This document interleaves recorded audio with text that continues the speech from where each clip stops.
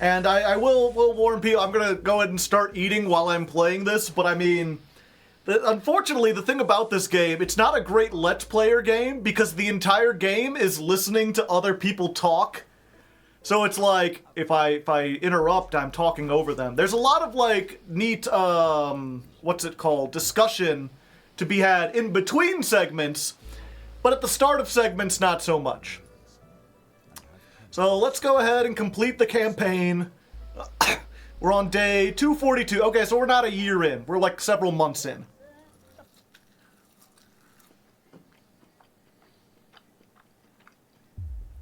Now let's see if I can remember how to play this game.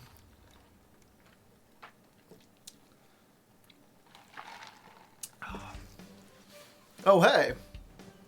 It's a lazy Sunday afternoon in the summer, with you and Sam making the most of both kids being out of the house.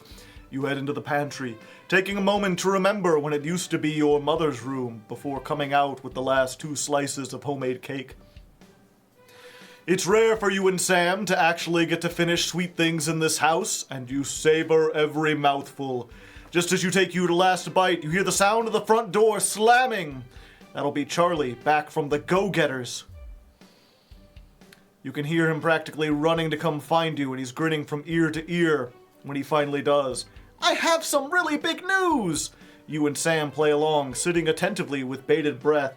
Oh yeah, he joined like the government youth program. Ready? Charlie asked you as you nod enthusiastically. With a flourish, he reveals a new badge from his pocket and proudly presents it to you both to examine as he announces, as of today, I'm a member of the first tier of Cohesion Cadets. There's way more stuff I'm going to be doing, and I'll be working some weekends, but it's really cool. Sam congratulates Charlie as you can't help but frown. This seems like a big step up for a teenager. Or we grin back. Yeah, I mean, I'm glad that they're doing well. Getting involved, civic engagement is good. They're trying to code it like the Hitler Youth or something. Make it a little suspicious. I don't know if I want my teenager working for no government, but if the government's not doing anything evil, then I'm fine with that. What's the Cohesion Cadets? It's just basically a government program for teenagers to get people more involved with, again, because they've reformed the economy so that people play a democratic role in running companies. And so they're getting people more involved in that. Yeah, like Boy Scouts, but for the government.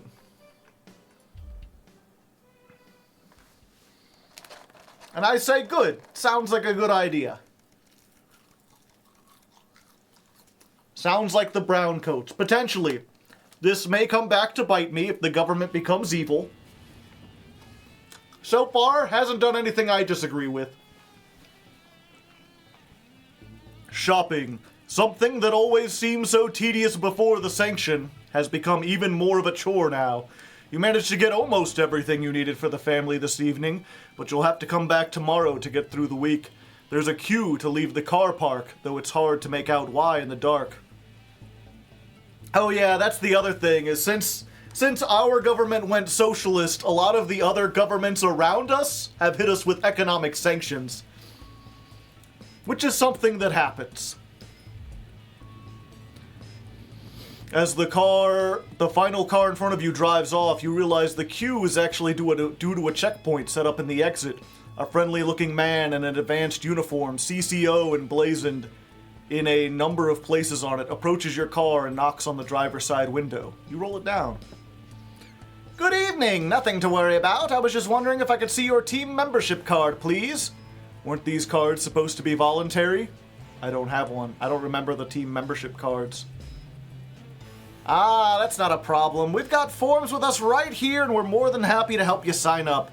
The man gestures to his colleague behind him, a young woman in a similar uniform. She clearly received the short end of the stick and is stuck with the paperwork.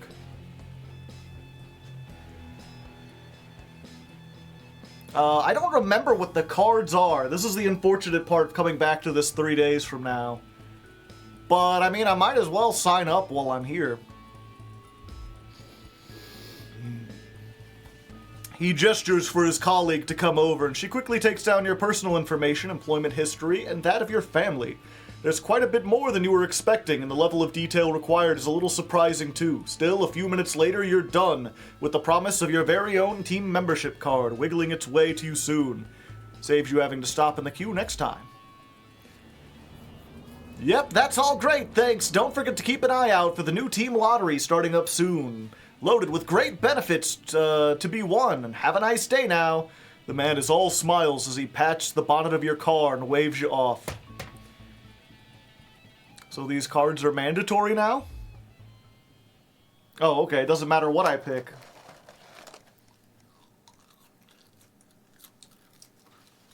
An innovation worth ignoring, question mark?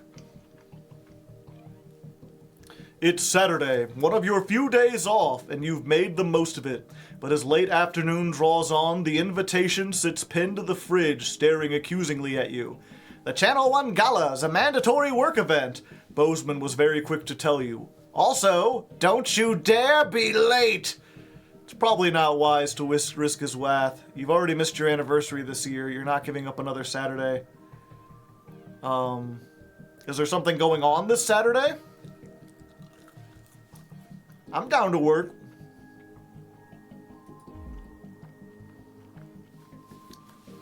Best start getting ready. You wonder if Sam will give you a lift. A drink or two might help with the enforced office socializing. Hopefully it won't be too bad. After that, you're pretty good. After all, you're pretty good at your job, right?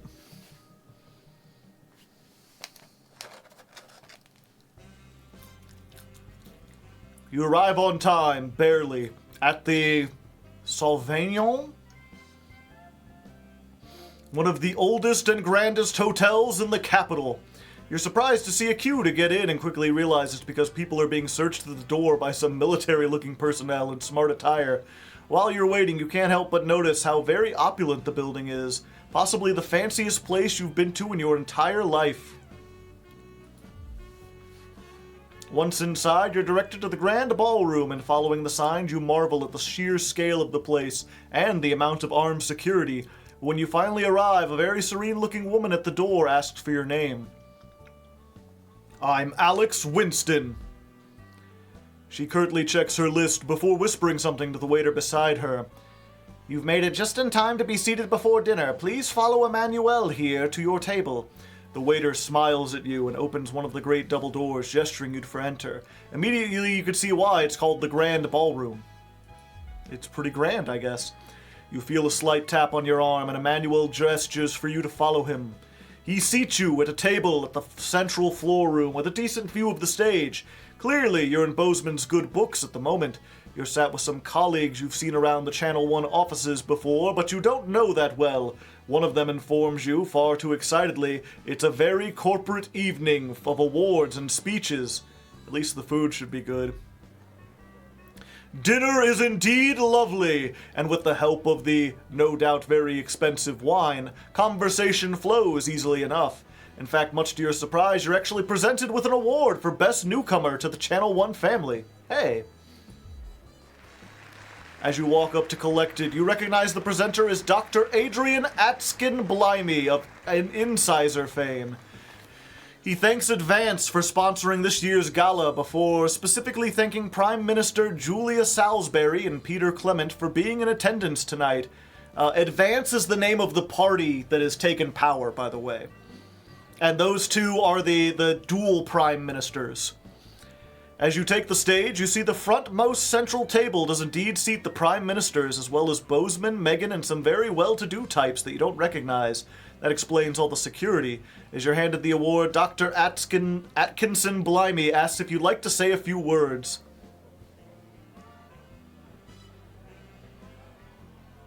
Yeah, you know, I'm just here. I didn't even know I was going to get a reward. I just said, thanks. I appreciate it. As you thank Advance, applause breaks out around the room. Both Peter and Julia stand up to magnanimously accept it before saying the night's not about them, but thanks all the same. As you head back to your seat, you see Bozeman nodding at you with a satisfied smile on his flushed face. Just as you're finishing up dinner, one of the other people in your table points behind you. As you turn, you see Bozeman walking briskly past with Julia and Peter in tow. You're pretty sure he was pointedly ignoring you. He seems to be introducing the Prime Minister to a selection of people at different tables. You finish off the rest of your small meal, listen to the last few speeches, and head home. All in all, it was a surprisingly nice evening. You might actually look forward to the next one. Everything turned out fine. See, if I'd stayed home, I never would have got my award. Got to meet some friendly people, go to a fancy place, free food. And I got patted down by security. Some people pay extra for that.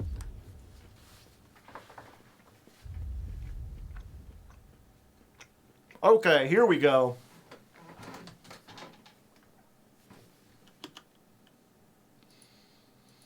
It's August.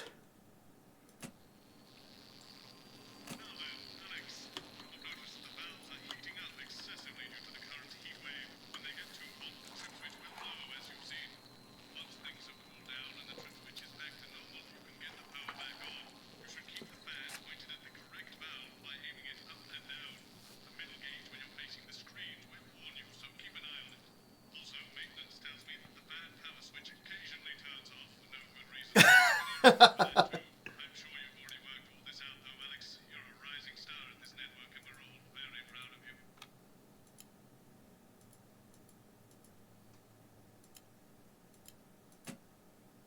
Okay, there we go. Voting handler. Oh, Andy. I don't know what the fuck his name is, do I? He's here to keep us safe from people like So now they've added another thing that I can do. Keep guns. Give me the beats. 10 seconds, everybody. So, what are your Oh, actual Well, the world's on Crazy Neil, come to the Bumblins, 4, 3, membership cards. Good evening. I'm Jeremy Dawson. Our main headlines tonight. Siege mentality. The World Council today established a military blockade to enforce the unjust and punitive sanctions now entering their 10th week. In a statement from team headquarters a short time ago, Prime Minister Julia Salisbury issued a commanding response to this unprovoked escalation.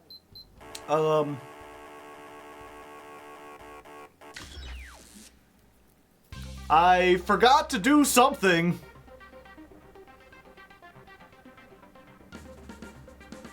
A headline choice. Okay. I have forgotten how to play. 5, 4. What am I missing? Good evening. I'm Jeremy Dawson. Our main headlines tonight. Siege mentality. The World Council today established a military blockade to enforce the unjust and punitive sanctions now entering their 10th week. In a statement from team headquarters a short time ago, Prime Minister Julia Salisbury issued a commanding... There's A or B, but I don't know which one is which. Ever since these illegal sanctions were imposed, we have gratefully relied upon trade and aid from our worldwide friends who, like us, refuse to recognize their legitimacy. Today's escalation, however, is nothing short of an act of war. We call upon our international allies to condemn this blockade absolutely, and we warn aggressors to this country that we are neither meek nor defenseless. Thank you. Taking the plunge. Far be it for us to be cynical, but it's beginning to seem like the wedding of a certain celebrity power couple is more about attention than it is about love. As this leaked photo shows, the naturals of heartthrob Johnny Handsleeves and art snob Tiffany Lamour were far from conventional when they finally tied the knot this week.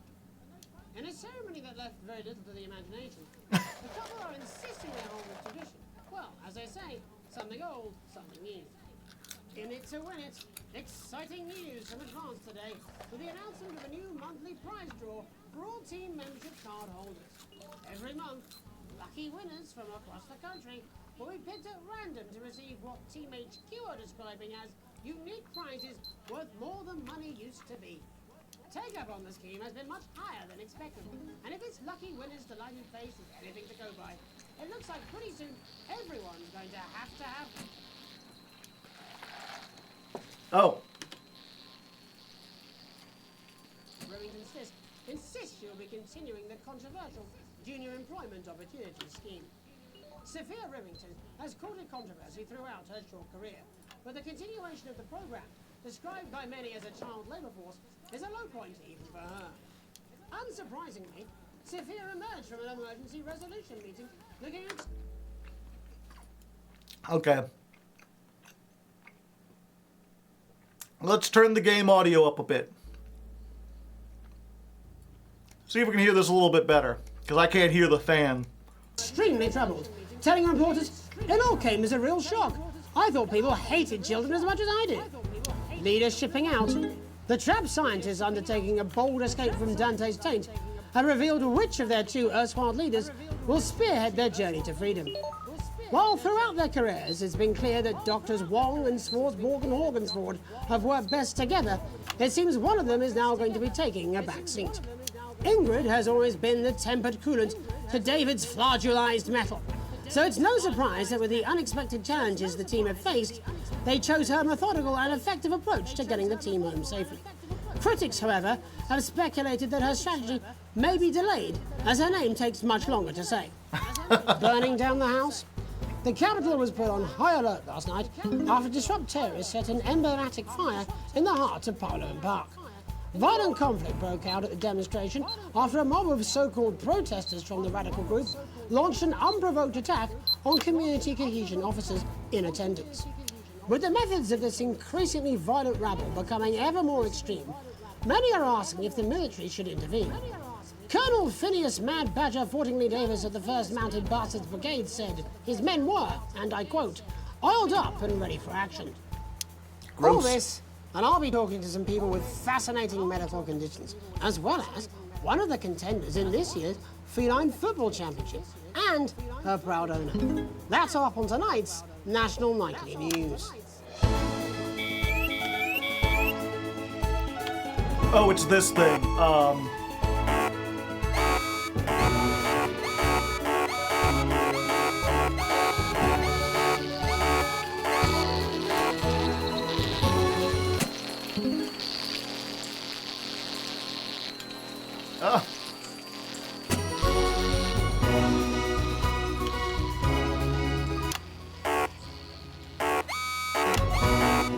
But first tonight, our team of correspondents has been dispatched to every corner. Damn it. I hate that part.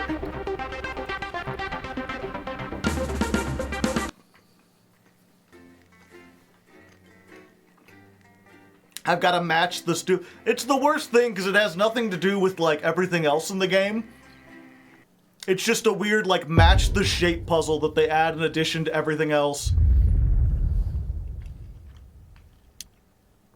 Gosh darn it.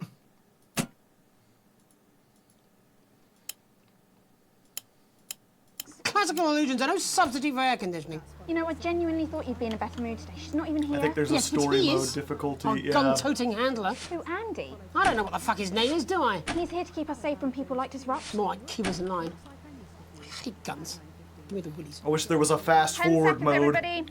So we've got any actual Maybe I could real say, okay, news so tonight? these are named 3 and 4, but they're A Going and in B 5, 4. when they show up the pictures below. Good evening, I'm Jeremy Donaldson. Our main headlines tonight. Siege mentality. The World Council today established a military blockade to enforce the unjust and punitive sanctions now entering their 10th week. In a statement from team headquarters a short time ago, Yeah, Prime these Minister look Julius identical, so I don't know which one I'm issued picking. a commanding response to this unprovoked escalation. Ever since these illegal sanctions were imposed, we have gratefully relied upon trade and aid from our worldwide friends who, like us, refuse to recognize their legitimacy. Yeah, it looks like it's the same Today's either way. escalation, however, is nothing short of an act of war. We call upon our international allies to condemn this blockade absolutely, and we warn aggressors to this country that we are neither Are they not the same? It looks nor like it. defenseless. Thank you. Taking the plunge. Far be it for us to be cynical, But it's beginning to seem like the wedding of a certain celebrity Well, I guess we get to see how we is more change. about attention This one's than weird it is because about we love. actually do change the As this news leaked depending photo on which one we shows, pick. The naturals of heartthrob Johnny Handsleeves and art snob Tiffany Lamore were far from conventional when they finally tied the knot this week. Eyewitnesses claim that the fuse was lit sometime during the vows, and that his entrance to the reception, Like it's a through completely three windows different in the wedding exterior if I wall, pick the different was picture. particularly memorable. In it to win it, exciting news from Advance today with the announcement of a new monthly prize draw for all team membership card holders. Every month, lucky winners from across the country will be picked at random to receive what And these two, they teammates both are seem, describing as like, happy, unique so I don't know prizes which one worth more is than the money difference. used to be.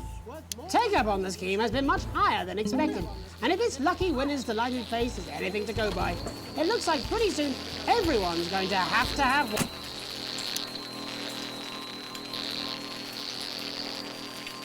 The CEO of Remington's Fist insists she'll be continuing the controversial Junior Employment Opportunities Scheme. Truly, the superior Sophia Remington timeline. has courted controversy throughout. Yeah, and her this girl I career. want to be. They had But the something where they're continuation of like, the program, you know, oh, a described bunch by of many as a people child left the labour country force, because they is didn't a want to deal with the low point for socialist her. state. And this woman was like, Sophia let's emerged do from an emergency child resolution labor. meeting And I was looking like, I don't agree with extremely that. troubled, telling reporters, it all came as a real shock. I thought people hated children as much as I did. Leaders shipping out.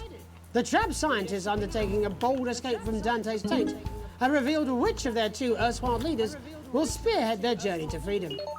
While throughout their careers, it's been clear that doctors Wong and Swartzborg Yeah, and it's like, I've got these two doctors, I don't know which one's the better one to pick. Be taking a back seat. How's the Dr. volume, by Wong the has way? always Can been you the hear riskier everything of the pair, fine now? willing to push And also further hear and me faster over in the it? name of progress. We all remember his now infamous exploding chimp trial. Let's hope that getting the team home sooner doesn't mean they cut too many corners. Burning down the house?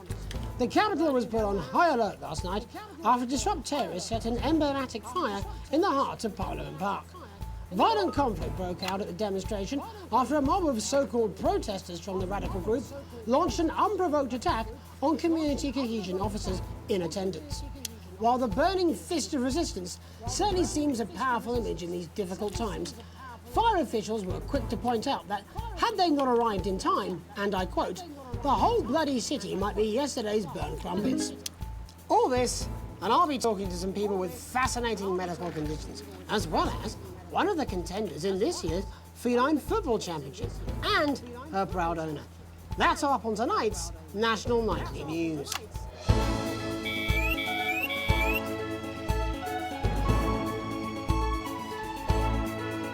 Okay.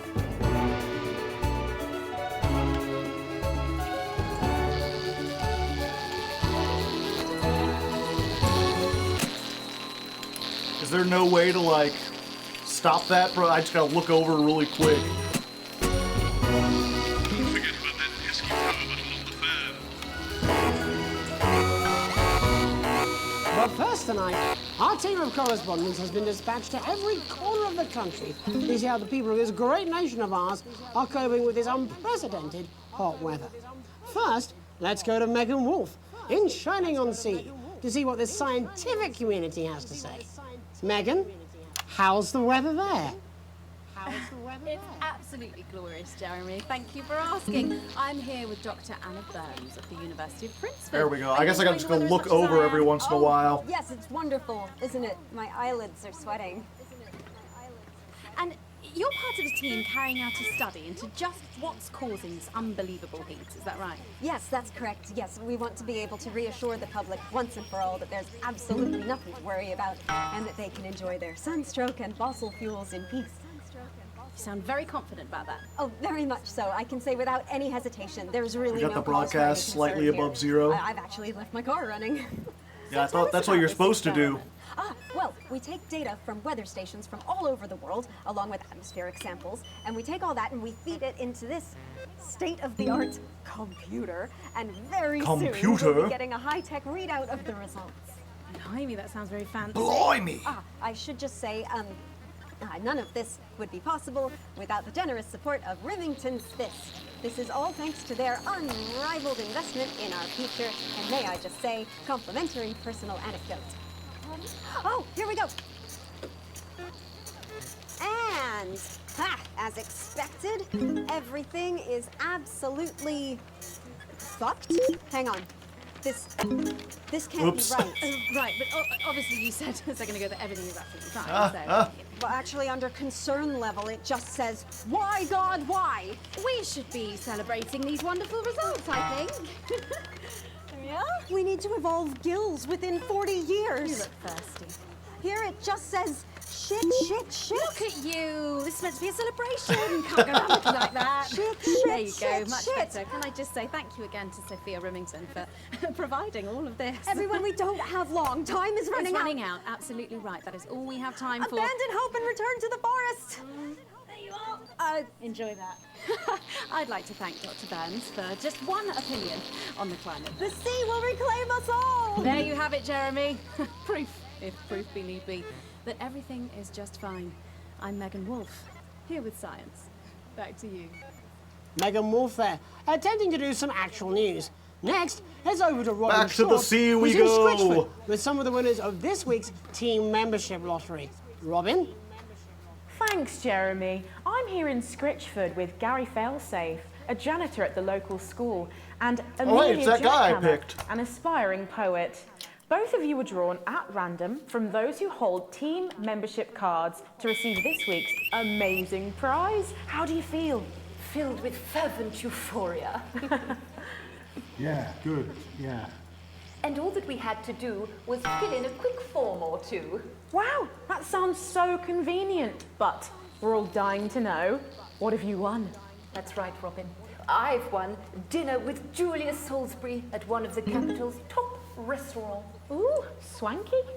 And I've been invited to Peter Clement's house to help him dredge the gutter in.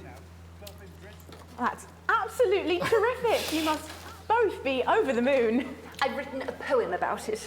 So, can you tell me about the moment when you first heard the news? Well, So that's I what was you battling win. You against get a to particularly talk to difficult floater, probably one of the the sixth Prime former, Minister. when the headmaster came and found me. I was involved in a similarly brutal conflict with a particularly arduous stanza. So you were both polishing turds? No, I don't like to polish them. I like to keep them intact for my collection. Oh. How unexpected. I don't Turd polish collection? turds. I write poetry. Potato, potato. So Gary, Do you think Peter Clement's going to let me keep the contents of his downpipe? there's no harm in asking, I suppose. Would you like to hear one? No, thank you. Gary, when you signed up for team membership, was it in hopes of winning the lottery or were there other reasons? I like a flutter, of course, but no, the boss said I had to sign up to keep coming into school. Very sensible. It's important to know who we're trusting around our children. Oh, I have an unpublished book of sonnets about children. Perhaps you'd like to hear one. No! Or an anthology of haikus on the death of innocence. I'd rather hear about Gary's turd collection. Really? I thought you might say that. Oh, Are you all right? yes, it's coming. Giggity? It's inspiration and it's delicious. Right you are. Today on the show, there's no news. Just a man who keeps multiple poos. Here, this big one's my favourite. See how it's fibrous, really lovely texture. This big one's my Would you favourite. encourage other people to enter for their chance to win? If it's colour you're looking for, take a gander at old Blue Eyes here. Blue eyes, Natural chat. lost its way when it covered some Blue crap on the eyes, black tray. turd. These are quite rare. Maybe that was unfair. And that's all we have time for today. Back to you, Jeremy. Thanks, Robin. What a lucky pair they are. And finally in this segment, it's over to Patrick Bannon, who's gone to the smelliest town in the country to see how the unprecedented weather is affecting the locals. Patrick? Hello there, Jeremy. Hello, yes. I'm here live in Grizzleford, which has recently voted the smelliest town in the country. And I have to say that, you know, in this heat, the smell really is. I mean, it's something else. Barry Lardons, mate, you've lived here your whole life. How'd you put up I've with got this this. thing? I've figured out we're which just all very sounds proud of mean our what. achievement, to be honest with you. You can tell that, look at him, proud as punch. Do you know what it's like, son, being the second smelliest town. No, I don't. Living in the shadow of Arseminster. Assminster. But who's laughing now, eh? So what, not me, that's for sure. So what happened, mate? Right, the good people from Remington's Fist came in and saved the day with their factory. You're talking, of course, about the newly built flour factory. Yeah, they gave us this big presentation on jobs and growth. But as soon as we heard about the stench, we paid them whatever they wanted to put it here. Does this stink not affect your life in every way, Barry? I mean, perhaps if you're filling in a tax return or completing the physical act of love. It's strong at first, but you get used to it after several weeks of your first bout of sickness. The judges were very impressed. So, what's the sickness? Oh, that's nothing to worry about. It takes a few minutes before you develop any symptoms. Now, folk are saying something about the production line and how they dump carcasses directly into the water main, but I think it's probably the fume valves on the high street. On the high street? Should I see a doctor? What are the symptoms? Well, the first one is asking stupid questions. Then folk experience a loss of inhibition. God, do they? When was the last time you brushed your teeth, you stinking old chump? Oh, fuck. Next recording is one of those got period by. of randomly bursting into song, followed immediately by delusions of grandeur. Oh, that's not really a problem. It was sung in my life. Hello, it's sexy Patrick Bannon, and he's wearing sexy shorts now. Oh my God, look at me. I'm like a stallion. I'm gorgeous. Why didn't you tell me? I should take my shirt off. You know what? I'll even let you touch me if you want. He's taking his shirt off on national news. Feel the button. Oh man, what's the point? And the ennui. All that's left now are the hallucinations and unconsciousness. Nano Dotty? Was that you? Nonny? Why are you made out of elbows? You know I don't eat opinions. Oh, don't worry, folks. Once he wakes up, he'll be just fine. We'll just find a place to stick him where it won't matter how many times he evacuates his bowels. Right, that's all here from Grizzleford, a town that's really making a stink. I'm Barry Lardons. Back to you, Jeremy. Thanks, Barry. With a naval blockade being set up around our coastline as we speak, when we come back, I'll be talking to 3 members of the general public who appear to be here purely for medical reasons. Don't go away. Unless, of course, you've got something better to do. We'll be back after these messages. 1 minute back. Well, that was stupid, even Adverts? for you. Oh. I don't care. How do I run adverts? It's 200 fucking degrees in here. How do I run the adverts? Fuck!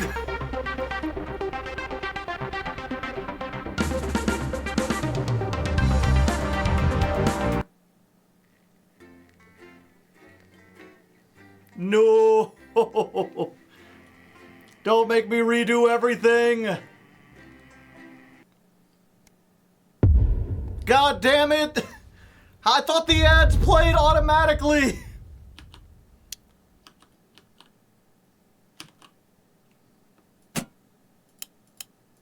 They've just strapped on their wax wings. Classical illusions are no substitute for air conditioning. That's why I put You know, these in Jane wouldn't here! be in a better mood today. She's not even here. Yes, but he is. Our gun-toting handler. Who, Andy? I don't know what the fuck his Yeah, name is, do I? what He's here to button? keep Oh, us is safe it? from Oh, people it's like over us here. Come on, keep us in line. Can't play the ads because you used your Prime sub. 10 seconds, Is there any way to everybody. fast forward? Accessibility?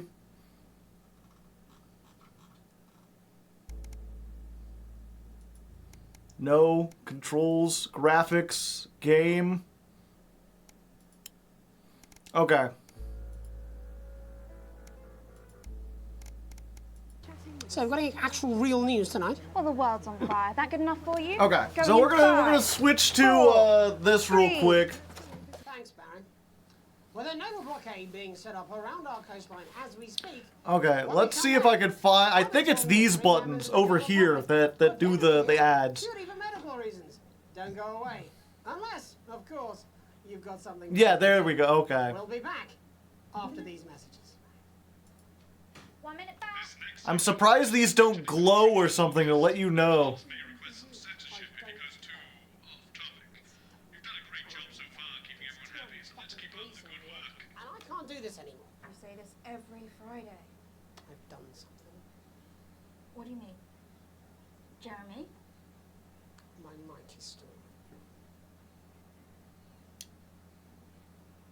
Oh.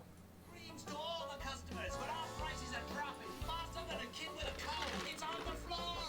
Yes, they're dropping every day. We've got crazy artificial paddling poles, ornamental paddling poles, big poles, little poles, anti-ground catching nets. Well, I don't care what you think. I'm gonna drop them even further. We got rubber rings for pets. We got rubber rings for you. We got rubber rings for them. We got rubber rings for her. Are you the managing director? No. Free. It's just something light to keep people's minds off things. Exactly, which is wrong. People's minds should be very much on things. Christ, it's so fucking hot. Please take your seats as quickly as you can. Let us go icebergs. Whatever the temperature is doing, we got a fan. You don't care. Over yourself, You're Jeremy. Why are you fired. feeling sorry for yourself for 5, 4, 3. Welcome back to the National Nightly News with me, your host, Jeremy Donaldson. Later, we'll be talking to the captain of the territory's first cat football team, Professor Pumpkin. But first, I'm joined by 3 guests with some balmy bodily behaviours. Joining me is a woman who's been hiccuping for over 9 months. Isn't that right, Miss Piercy? Yes, that's right. Yes. Tell us, what brought all this on? Well, it's all a bit of a blur, Jeremy, to be totally frank with you. So I was watching your show and I remember seeing the news about the election and it hasn't stopped since. Fascinating stuff. Also here is Frankie Steampipe, and perhaps you could explain to us exactly what your physiological foreboil is. I'm here to say it's high time people like me were respected. We're constantly overlooked in the workplace, we're whispered about on buses, and we're asked politely to leave children's birthday parties. And it's disgusting.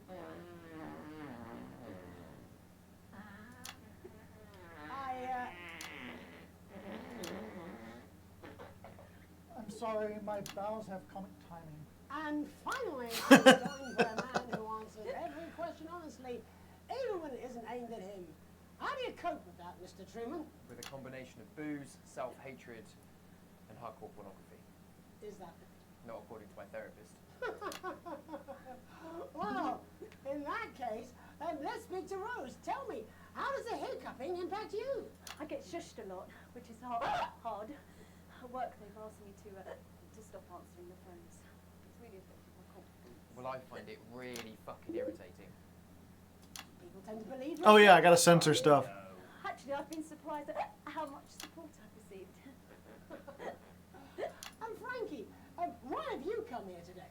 Because my wife left me, and I was hoping that the fame would win her back. We've started a group for people with ailments deemed broadly comical by society. It's called Take Us Seriously. That's right. And we bloody well mean it. And who's joined so far? A bunch of fucking losers. It's just us so far. And how much success have you had? Well, we've seen some real positive changes. I don't want to toot my own horn, but it's been a run. Shit all. Not a single person come to our fun run, and all of our leaflets fell in the canal. Well, Miss Piercy, some people are saying your condition was actually caused by the shocking events of that night. What do you think? Come down, Mr. Donaldson, that's absolute rubbish. What it'd be like to have a pair of tits. Could you? I'm sorry, it's very hot. What was I thinking? That you're a team fuck puppet? No. Or a sellout cunt? Apologies. Just a reminder that he can't help it. And hey, if this isn't live television, then what is it? Fuckfest of propaganda masquerading as journalism.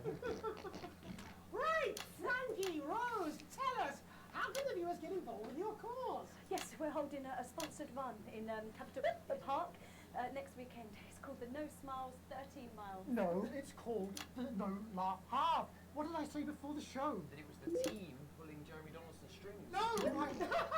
Oh, wow, we may have to end that there, unfortunately. What a harmless bit of fun. Steady on! This is exactly what I'm talking about. We demand respect. Yes, well, later, I'll be talking to Professor Pumpkin. A ginger tabby with a world-class pair of penalty paws. Is that really necessary? No, it isn't. Let go. Not you. Unhand him at once! Listen. Enough! That's enough! Enough! Oh. What are you doing? Trying not to piss myself. Alex, don't you dare! Don't you fucking dare cut to the ads before I tell you to. Now, you in the broadcast centre. Bozeman's little scapegoat. You listen to me. You cut to the ads before I tell you to, and I will kill every single person in this studio. I am thinking about what I'm doing. I've been thinking about it for a long time. We all should be. Christ, it's so fucking hot in here. Do you remember when we used to do the real news? Before it was all lottery winners? Bloody cat football.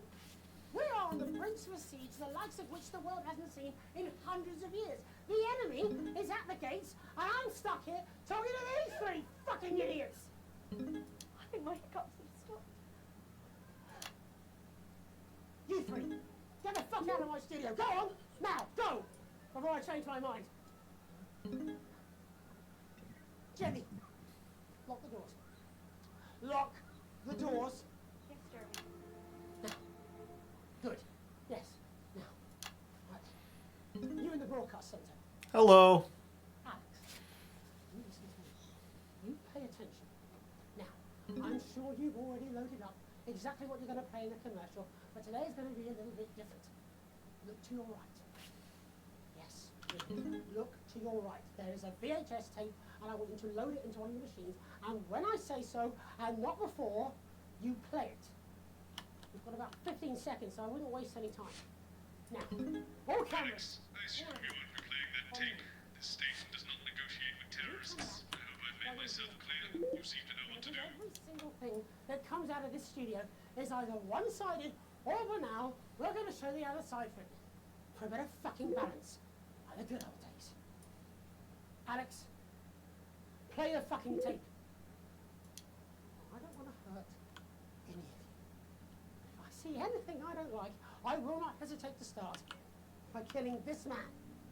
Now, reset the system for the third segment. I imagine the ratings are going to be through the roof.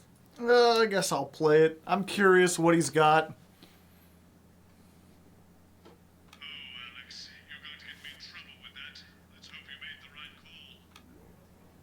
You've seen our symbols on your walls. You've heard We're anonymous. Expect us. We are disrupt. We are the resistance. It's time you knew the truth.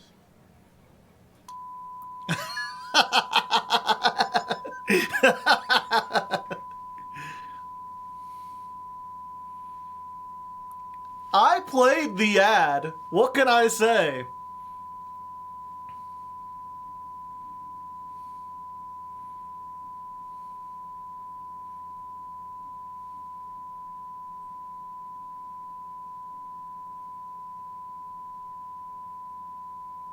This is not a movie.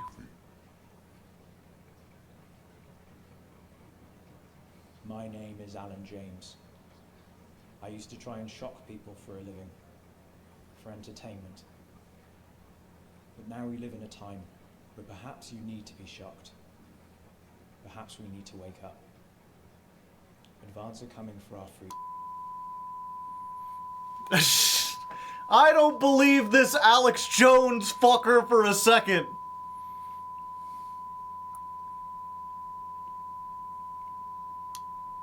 How long?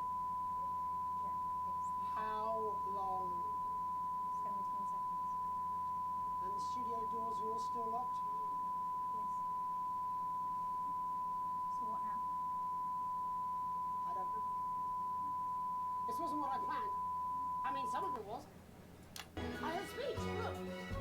This was unexpected. So what now, Jeremy? It was supposed to be your day off. Please, don't do any more stupid things today. How long? You're already live. Welcome back to the National Nightly News. Joining me unexpectedly, for I very much imagine will be my last broadcast, are two new guests. Jenny works here at the National Nightly News and is someone I consider, well, a friend. And next to her is, what's your name? Andy. Andy's a policeman. Only we don't call him that anymore. He's a community cohesion official. Officer. Sorry?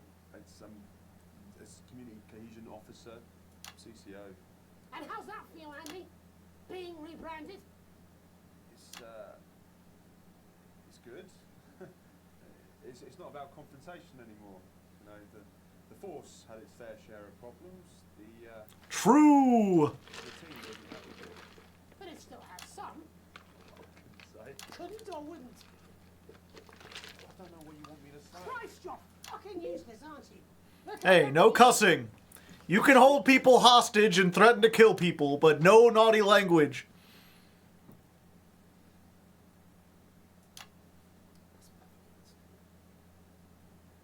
You want to do this? Jenny, why did you join the National Nightly News team? I always wanted to work in news. Yes, but why specifically this program? The National Nightly News. I like the letter N. News everyone trusted. Do you really want to quibble semantics at gunpoint? Is there something else you'd rather discuss? There's the great big Alan James-sized elephant in the room you seem to be ignoring. What do you mean? Saw your face on that big came down. You didn't know, did you? It's about the message, not the messenger. Like I said, you didn't know. No. I didn't know. The people I met were with... He wasn't there. I didn't know it was Alan James. I'm sorry. But seriously, Alan fucking James. You're flushing your life down the toilet. God, I love you, Jeremy, but... He's a good speaker. He's popular in the country. That right? Look, forget Alan James. There is still something deeply wrong. And you know it, Jenny. You know it, Andy. And you know it too. Meanwhile, I'm interviewing a guest who stinks of shit. Patrick is paddling about in shit. And Robin is literally interviewing someone who collects the fucking stuff. I mean, it's not sophisticated, Paul. What a metaphor. We are sleepwalking our way into oppression, and the news isn't saying anything. We're not saying anything. Says who? Alan fucking James. What are all those scientists working on at Grenfell Downs? What are they testing underground at Altergrave? Andy, your turn. Make yourself fucking useful. How many people have you brought in for consultations just because they weren't carrying or didn't have team membership cards? Oh, well, there's other forms of identification that we will accept. For how long? We're just here to help. Then why do you need these? Why do you need those? Not really help when it's offered at gunpoint, is it, Andy? Let me demonstrate it for you. Let me help you. You read these cards with my notes on it, and you'll probably digest a fact. That'd be helpful, wouldn't it, Andy? Knowing a fact? What? I don't understand. Do you want my help, Yes, Andy? yes, whatever you say, yes. Security are here, Jeremy. Eat it. What? Eat the fucking news, Andy, or I'll force it down your fucking throat. Jeremy, stop. Go on. Really? Eat it. Eat it, you fucking bully. Jeremy, stop. Jeremy will kill you. Please, don't make me watch that.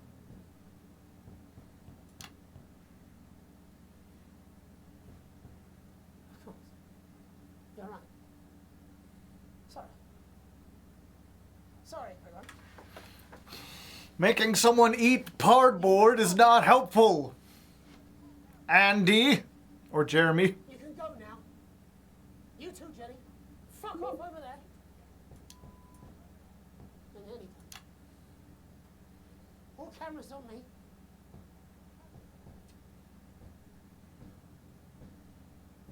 This new regime of ours is so seductive.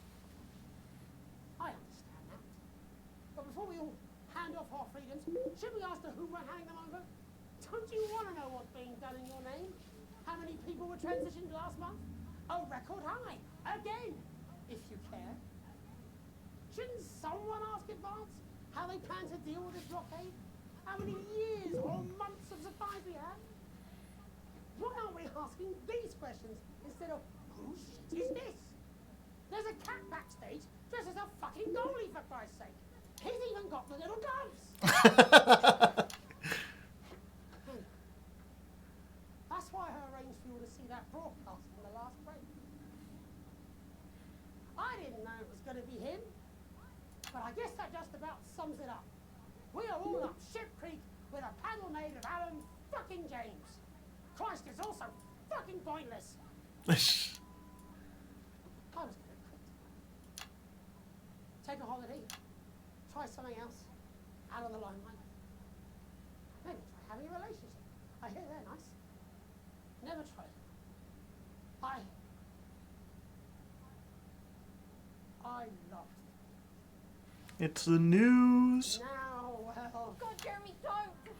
I've tried my best to be honest with you, but this just isn't the news anymore. And I'm sorry. I've lost this fight. Alex, think of the consequences. Please, we can't show this. Cut to the ads. My name's Jim Now! Balls. Do it now! If you can. Somehow. Yeah, I'm not gonna show someone get shot on the news. I will show an advance ad immediately after that, though.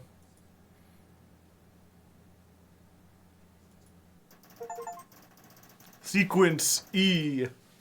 A, but I got A for the. I got an A, even though I played the ad from the Kevin James guy. You have received your full wages. Oh. Holiday time. Hell yeah.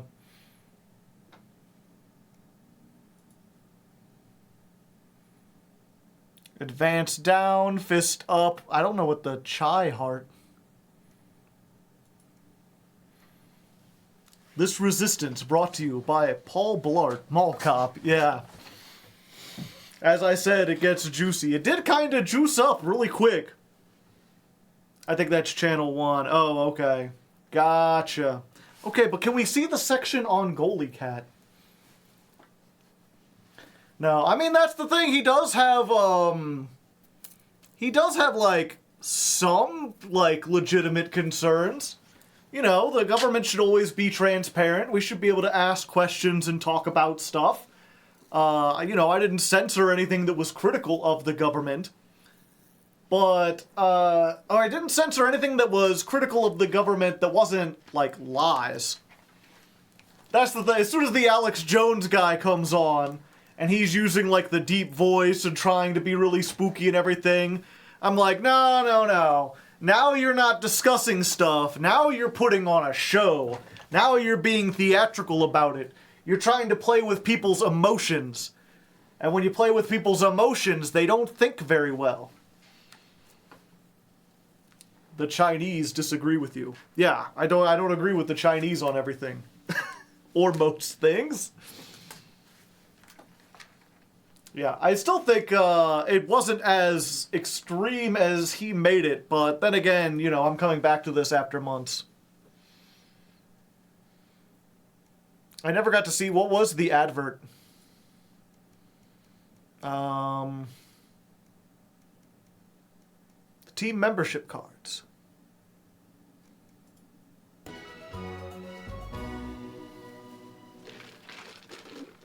society has never been fairer. From the food that we eat, to the education, transition and community cohesion services we all enjoy. Finally, by working as a team, we have raised living standards and are the envy of an increasingly jealous world. And with these newfound luxuries come new opportunities for those who have put the needs of the team before their own. From this month, everyone who is registered for a team membership card will automatically be entered into a lottery to win life-enhancing prizes. Well, that's a lie. All that one girl got was dinner. Team membership card is your passport to your world-class. Can you turn up the game volume? Sure. Oops. Not from here, though.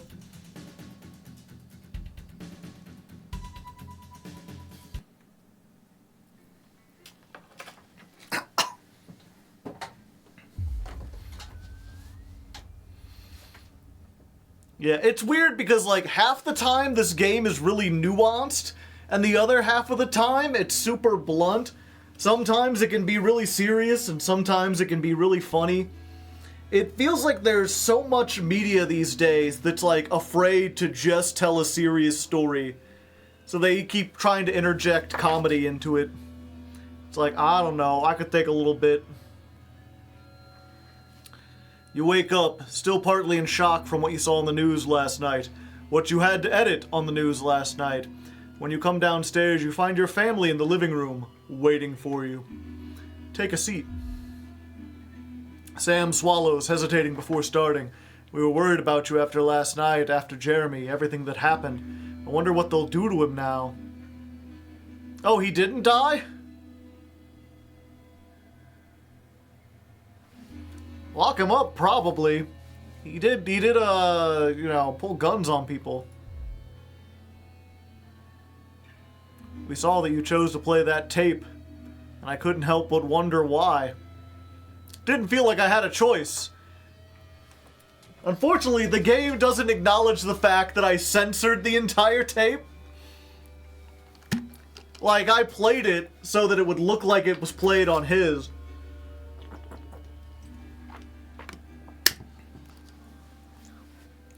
Didn't feel like I had a choice.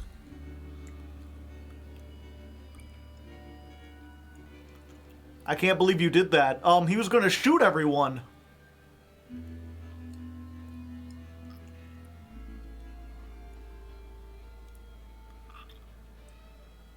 Ah. My son is angry at me. He was always a bit black and white about this kind of thing. For what it's worth, I think you're in an impossible situation. You managed to make the right call. Only you were stuck in that studio having to make that choice. No one can criticize what you did, and I'm proud of you. Aw, thanks, Sam.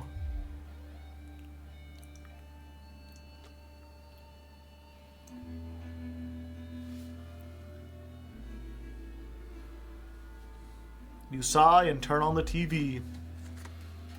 You've at least got some company. The TV is playing through some old Western show. It's not quite as distracting as you hoped. You're never gonna please everyone. Yeah.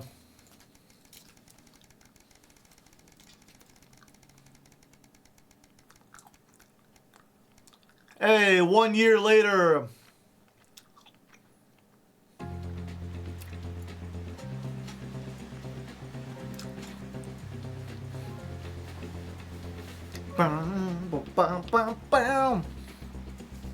Just as you're finishing up breakfast, Sam comes in with the post.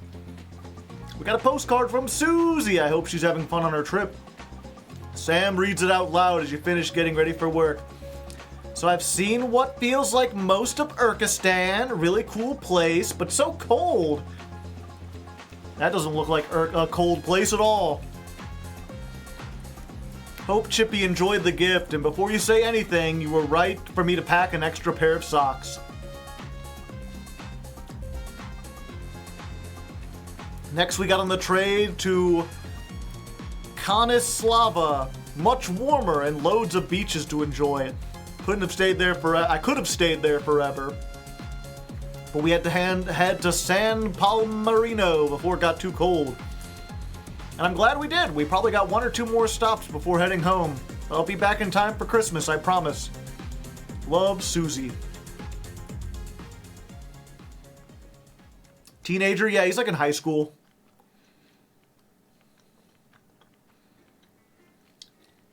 The loading tip guy is off today, so there isn't one.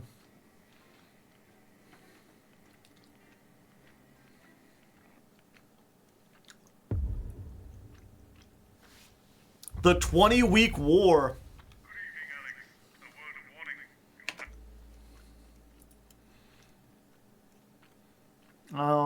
Okay. So someone told me to turn it up a little bit.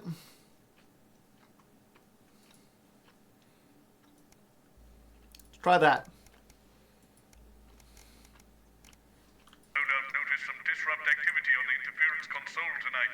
You could choose to broadcast these alternative frequencies by scrolling the mouse wheel down, or return to channel 1 by scrolling up.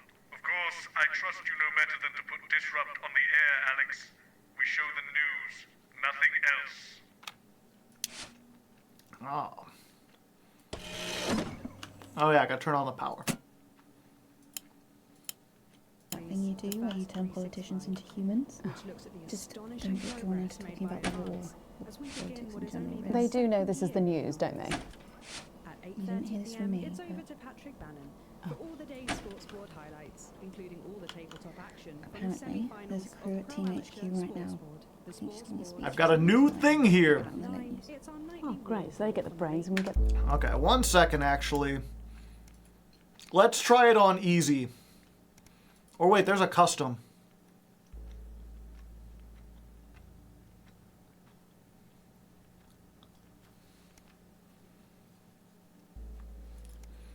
Okay. Advanced setting. Interference disabled. Everything else on easy. We'll try that and see if it's too difficult. Sometimes you sound just like him, you know. Which tells the cautionary tale How of are one you? brave young lady's battles to survive the cruel administrations of our neighbours. At 11:25, it's Incisors. And tonight, Dr. Adrian Atkinson Blimey will be getting his teeth into Fiona from Hamble Bamblebury, who has invented 10 a seconds, tasty everybody. twist on the humble biscuit. And that All right, new news person. Going in 5, into our close down. 4, But first 3. tonight, it's time to join Megan and the team for the National Nightly Good News. evening. This is the National Nightly News. I'm Megan Wolfe. It's the 140th day of war. Our main headlines tonight. Company of Heroes. Skirmishes on land and sea again today as our armed forces tested the mettle of the World Council's illegal blockade. Advance's strategy of multiple small-scale incursions into the disputed zone is certainly keeping the enemy on high alert, unable to work out where or when the next strike will come. Proud parents throughout the territory find themselves ever more impressed by the bravery and commitment of their incredible children and the job they're doing keeping supply lines open against all Yeah, you don't show possible dead odds. bodies on TV Don't during starve. wartime. Advance's food program moved from strength to strength today as rationing depots were opened in the last remaining unfed areas of the territory. The rationing depots have been constructed in record time, and the government's agricultural coordination strategy has seen shelves restocked with increasing regularity. And judging by the looks on this happy family's faces, it can't come a moment too soon. They'll be getting a good meal tonight on the government. Clearly photoshopped. 7 days to die. The recent decision to allow those with long-term health conditions to access transition centres has today been declared an overwhelming success. Previously available only to those in their final years, the expansion of the service has been met with relief by the many organisations calling for it to be opened up to the wider community. With dwindling medical supplies leaving many of our most vulnerable facing chronic pain, it can come as no surprise that the transition centres have found themselves stretched to capacity. Populous. More than 11% They're of the going to be population have thus far popular. failed to register for a team membership card. A worrying statistic given that the cards are a legal requirement from midnight tonight. While applications are still open for those who like to run fashionably late, they can expect a few tricky questions from Advance. Start me up. Disrupt spokesman Alan James held an impromptu rally today in the northern city of Mankipool. Large crowds gathered to hear the band speaker prove Disrupt are still able to capture the public's imagination. A representative from the Mankipool Community Cohesion Team described the event as mostly peaceful, but it looks like Disrupt aren't going quietly into the night. And finally tonight, our mutual friend. Bail was denied in the High Court today for shamed former National Nightly News anchor Jeremy Donaldson.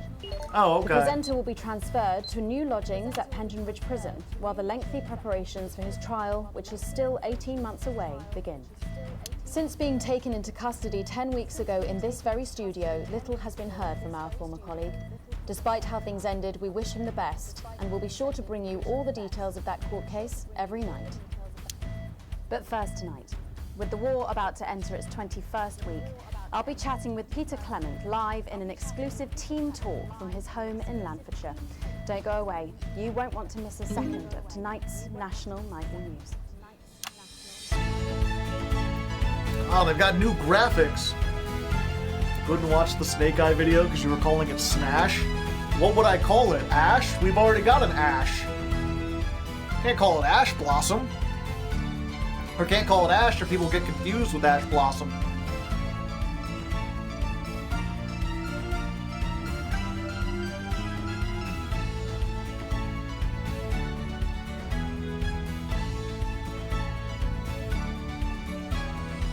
Later in the programme, I'm thrilled to say I'll be chatting with mega pop star Lil C, who's going to be treating us to a world premiere of her new single. And then after that, in part 3, we've got something new I promise you won't want to miss.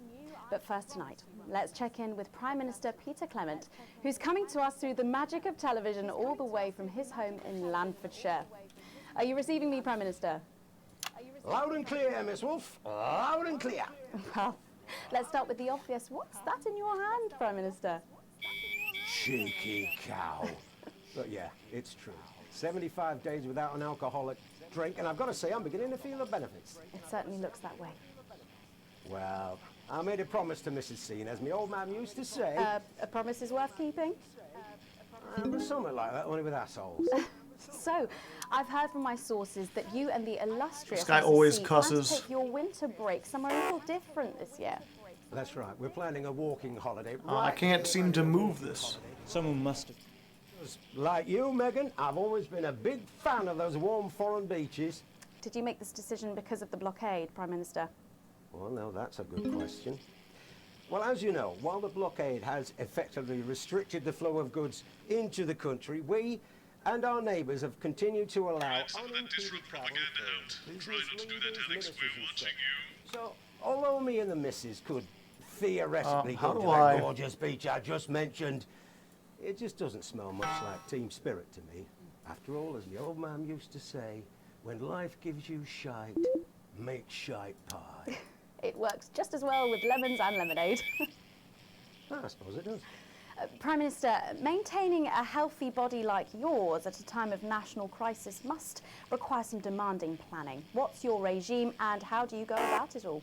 Well, the truth be told, it's all down to Claude. I'm confused as to what... See, the hardest part about this game is knowing what the hell I'm supposed to be doing. Subject, how are you and Mrs. C handling living on rations? Well, let me tell you, Megan, back in the 50s, when I worked for you backstage for your Patrick Brannan's dad, did you know I did that? I think everyone knows that, Prime Minister. Well, what you probably didn't know was that Graham Bannon was a right tightwad, paid the bare bloody minimum and still found every possible excuse he could to dock your pay even further. I remember he once docked me a whole $5 for having an unacceptably smelly lunchbox type bastard. Anyway, what I'm saying is back then I ate a lot less than I am now, even under rationing. We all did. And let's face it, there are still plenty of people in this country who can afford to lose a little bit of weight. What are you implying? No, but seriously, Prime Minister, we know you're very busy, but one final question, if I may. Oh, go on then. When you get home from a long day, your head full of the territory's hopes and fears, what music do you listen to when you work out to take your mind off things? Well, I know I've got a bit of a reputation for being an old fuddy-duddy. 50% fuddy, 50% duddy. About little C that just demands one's attention. Well, let's hope you stay watching, Prime Minister, because she is going to be talking and performing live after the break. Oh, I'll be watching. After all, as my old man used to say, everything's a treat on a boring Friday with nothing but the wind up your shunt. It's Wednesday, Prime Minister. I think the expression still stands. Peter Clement, thank you for joining me. I don't know about you at home, but I think there's something kind of inspirational there. I feel safer. When we come back, Lil C is going to be giving us the debut performance of her new single, and I'll be getting to meet her. As her biggest fan, I don't mind telling you, I'm pretty excited. Don't go away. We'll be back after these messages. 1 minute back. Gripping stuff. Was that even news? I think you forgot to ask him what his favourite number is. Oh, now she's doing it. Excitement. So assuming it's not vodka, what do you think's actually in that milk? I reckon it's the tears. Yeah, I don't know what these buttons are supposed to do either. Individual. How I cope.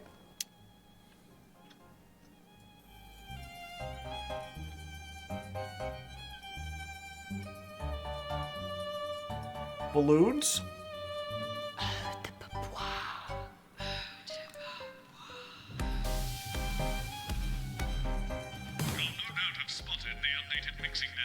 Yes. New buttons during the next sections. First, we'll need applause when the guest enters and before her song. Don't worry, I'll walk you through it when we get there. Okay, so we got applause and like a boo and like a I am the studio audience. Eau de Beauvoir.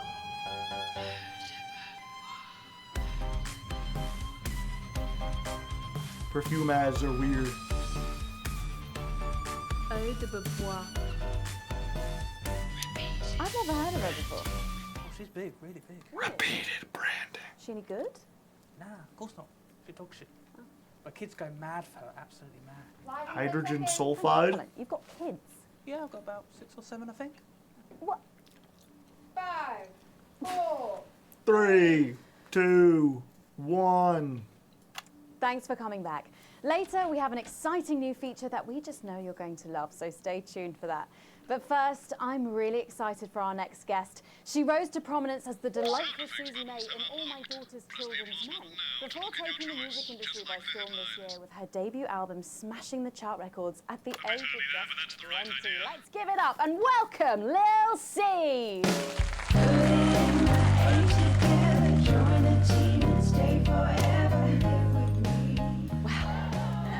I just say, you look incredible. Oh, thanks, babe. I'm doing this new regime and it really does work. Ooh, what's the regime? And my manager suggested it to me. It basically involves bathing in like cabbage water and then having the leaves sucked out of you while you sleep. Wow, is that healthy? Oh, well, look at me, Meg. The leaves are my only nourishment. Yep, they certainly are. Now, you'll have to forgive me, but I'm somewhat of a super fan, so I'm sorry if I get a bit starstruck. Oh, bless you. I've never actually heard of you before, so if you do get a little tongue-tied, I can always carry the interview. Oh, that's good to know. I've never heard of you before. Album, F My Face Together, it hit shelves this summer and it just exploded. I mean, what was that like for you? Bonkers, just so weird. I was in all the papers and the magazines. Overnight, I went from that, like, annoying little girl from that show to that, like, sexy little girl from that show. Wow. That must have been bizarre. Not really. It was just like any other morning. You know, get up at 5, go on a 4-mile run, have 3 meetings on my cabbage bath, but then only then was my dad actually talking to me. Oh, of course. I mean, the famed country singer, Billy Bob Jean Short. I didn't know you'd been estranged. There's nothing that strange about it, Megan. Okay, yes. Okay, so she's Miley Cyrus. Hate woman, but there really isn't anything to prove that he's wrong. Uh-huh. So, this newfound explosion into your popularity, I mean, did that change your life? Well, I had to start wearing, like, nicer underwear, you know, for the paparazzi. But as my manager says, best to make the most of it before I'm 30. Is that right? So, what's the album about? So I thought it was about, like, how pretty and great I am, but actually it's about monetizing youth, I think, or about, like, promoting an unrealistic standard of beauty or something. Your manager again? Yeah, he says insecurity is an opportunity. Oh, do you think he'd be happy with you telling us all this? Telling you all what? It really doesn't matter what I say here. I'll do my dancing and then this part will all be forgotten about. Oh, well, yeah, I mean, we're going to see some of that those. That is how dancing works. Very shortly, because you're going to be performing your new single, aren't you? Yeah, it's from my album Put It In My A Together, and it's out tomorrow. My friend let her 13-year-old son join the Go-Getters. He's occupied now. Busy, even. His room's never been tidier. But he keeps notebooks he won't let her read. And sometimes she catches him staring at her. and last week she found him searching through her papers. When confronted, he always had a plausible answer, a good answer. But somehow it's too good. Like it's been prepared in advance. Don't promote the clothing line. I don't know how to switch. Even if I turn the volume down, this is what's being broadcast. And when we find out, we will tell you. We will hack into your news broadcasts. We will defend your right to information. We will resist. You're streaming, yeah. I don't know how to change it. Vodka and the 8th time a stranger slaps me around the arse. I think things could have been different, like better. But I don't know. I love doing autographs and having somebody dress me and tell me what to wear. Did you always want to do music? Well, ever since I was a little girl, I'd sit in front of the radio, and as soon as my favourite girl group would come on, I pressed record on my cassette. But then my dad would come in and tell me to turn it off and to go back upstairs and start practicing again. Sorry, is your dad your manager? Yeah, which can be tough. And sometimes when it gets really hard, he'll say, "Make Quagler proud and because you you moved to the survive orange childbirth." wave. I can't move this anymore because I disabled it. Anything, you'll make me proud. Oh, if only your opinion was as valuable as his. And on that problematic note, you're going to be singing your song for us soon, aren't you? Tell me about it. Tell me about it. So it's called These Babies Gonna Bring You Home, and I actually got sent the lyrics in the car on the way up here. But you know what? It's actually all right. And don't worry, all my work is team approved. All right then. Well, you can go and get ready for that. We'll see you in a little bit. It was a very specific type of pleasure to chat to her, and I just can't wait to hear this. Whoa, so here is Lucy with an exclusive first performance of her new track, These Babies Gonna Bring You Home. Take it away. It's the Force's favorite, the Queen of Team, here to break in your blockades, Lil C.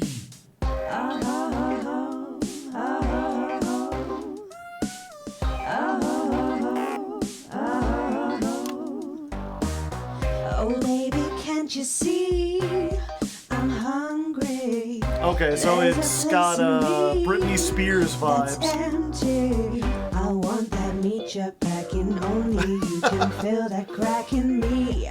I'm under siege, so come and free me. Ain't no disruption here. But I got no agenda. Just want the team. Fine. I was like, I don't feel like any of this is appropriate. There's holes in me that ain't been filled yet. I only scream this loud when you do your country proud. I ain't no Vickers daughter. Come and skirmish on my border. Quick before I get much older. Tie me down and pull me like an enemy soldier. An enemy soldier. So let them try and break our dream. We fight a love and diet. So I'm focused. This dancer's got the grooves. use me as a toy. I wanna see some action. So come and break my sanctions. So propaganda? Yeah, pretty much. This is like that episode of The Simpsons with the boy bands that were working for everything. She was only 53, but gave to save her family. There's no one judging me if I'm the one that's in your fantasy. Don't die alone, these babies gonna bring you home. I ain't no Vickers daughter. Yvonne and Niage. Quick before I get much older, tie me down and pull me like an enemy soldier. An enemy soldier. So what if Peter Clemens boys can come and use me as a toy and flip me over, grab my hair, rip off my clothes and dump them there? I wanna see some action, so come and break my sanctions. Oh, we can't cut away from this.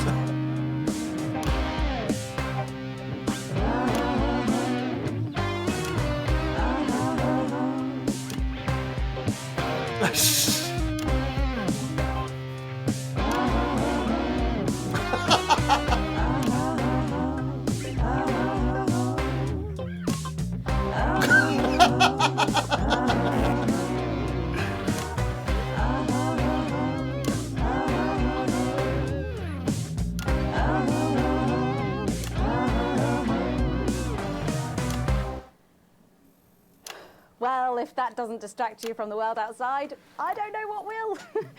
I'd like to thank Patriotic you, American well, values. for doing that. Don't go anywhere. Just keep thinking of the Constitution, soldier. A new segment of our show that we just know you're going to love. We'll be back right after this. And we're out.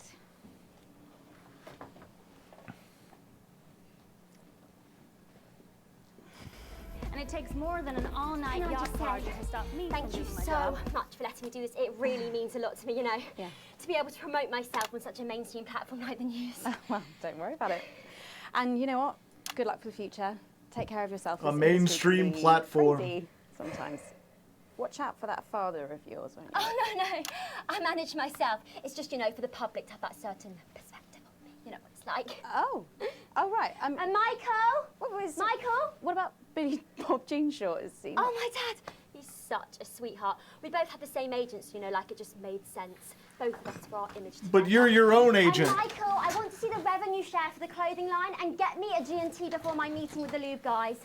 If they say for your pleasure, I'm going to stop needing it. Don't worry, you poor, dirty I con. hope you've got your head around these sound effects, Alex, because you'll need all 4 buttons for the next section. Each time they light up, listen to the actors and try and pick the most appropriate effect. The actors can't hear your choices, so let's not upset them when they watch it back later. Do I look like the sort of person who counts things? No, no, no, not anymore. I'm better than that now. I'll tell you what, just keep adding flowers until it feels like 12. Just Got it? boo everything. Right away. 10 seconds. 5, 5, 4, 4, 3. 3. Thanks for joining us for part 3. We've been teasing you about our new feature all Oh, I night, can't add and applause now. The wait is finally over. I can reveal that every night on the show, we'll be treated to an episode of an informative and hilarious new segment called The Notice Board. It stars some top talent and we're very excited about it. But before we see it, let's have a quick chat with the writer, director and phenomenon, may I say, Jeff Algebra, guys. Actually, I've dropped the algebra. I go by Jeff DePlume now. How'd you like that? Well, yeah, very fancy. I suppose you need a new name now that you're a successful artiste. Well, exactly. I'm earning enough to pay taxes now. Oh. It's shit. And how does Angela feel about all this? Who? Your wife. Ah! Oh, God, no. No. No, she's long gone. No, she was holding me back. I'm with Norm now. We were married last month. Norm de Plume. Yeah. And why did you write? What was your inspiration? Oh, well, I received a telephone call offering me 25 grand to write a pro-team sitcom. And I heard my father's voice. It said, Jeff, you Geoff. You make hay while the sun shines. You wring every penny you can get out of this. So I wheeled him down to the transition centre, got out my typewriter and started clacking. Wow. Utter shite. And without further ado, let's give it up for the notice board. Why would they be laughing here? It hasn't started yet.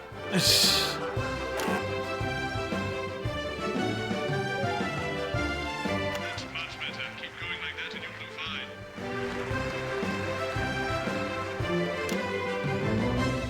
Good morning, Miss Craven. Oh, morning, Ray. Everything all right, Mrs. Craven? You look as worried as the vicar in closing time. Oh, Ray, it's those young louts. They've vandalised my shop again. No! Yes! They've written all sorts of obscene language and crude pictures, and I know it's those damn youths. Boo, I don't know. youths! It could be the vicar at closing time. I'm just worried they won't ever become productive members of the community. What if they never see the error of their ways and end up as social outcasts, such as shoplifters or bong rats? Don't worry, Mrs. Craven. This is a very supportive community, and I'm sure that in time they will fit into this society like this key into this lock.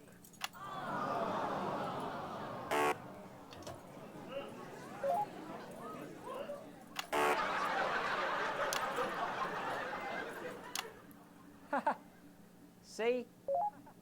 Works like a charm. What a lovely way to put it, Ray. And just like that, we can unlock their future. Yes, yes. Wow. Look at all the letters in my collection today. Boo letters! Oh, I think that one's addressed to me. What? This one? Oh, so you're right.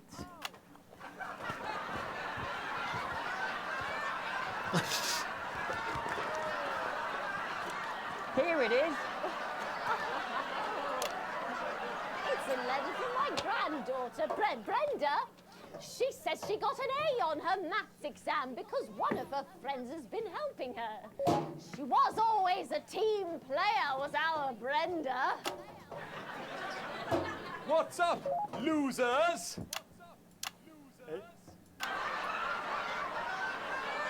Oh, no.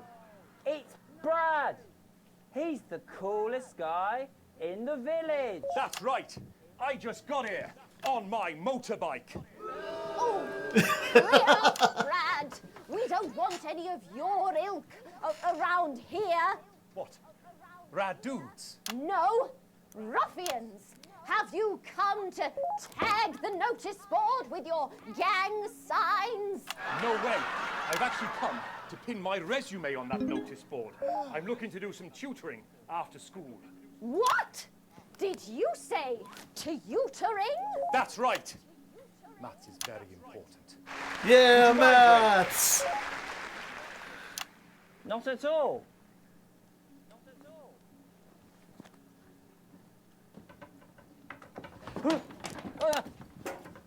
So you, a young person, have been spending your time helping others and not just urinating on churches or huffing glue? Hey, I haven't huffed glue for months. Well, blow me down! You know what? We misjudged you. I can't tell if him being stuck is part of the show or not. You are, and not on your actions. No doy. So it wasn't you who vandalized my shop last night or called me a rancid old crone from the back of a chopper? No way. It can't have been me. I was too busy helping my friend Brenda with her maths homework. Could you speak up there? I thought for a minute there that you said Brenda. I did, you daft old sow. Did you hear that, Ray? Oh, yes, what a wonderful surprise. I now respect you as a man. Put her there, Ray. Oh, what the heck? Give us a hug. Uh-oh.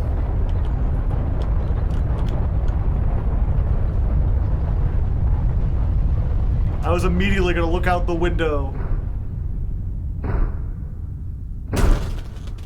Well, so much for the war. I guess we're not gonna see that last one. Is the building rotating? No, this is not Fallen London.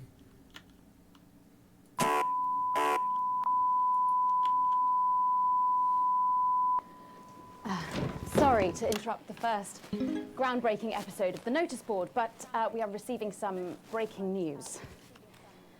I'm being told we are picking up reports from across the continent of what appear to be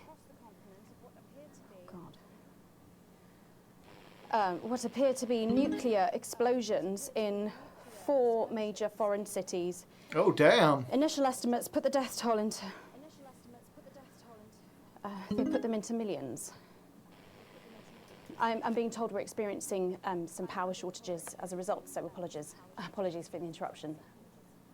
And apparently we can go live now to team headquarters for an emergency broadcast from Prime Minister Julia Salisbury any moment. Yes, let's go to that now. Did we nuke people? Good evening, citizens and leaders of the world. Minutes ago, operatives working for Advance detonated nuclear explosives simultaneously. You can't be nuking in 4 people. major cities across the continent. We have similar devices in 58 other urban centres, and will not hesitate to detonate them. We are hearing stories of power fluctuations and what could be minor earthquakes. The people of our territory will no longer tolerate your illegal and genocidal blockade. You are to remove it immediately.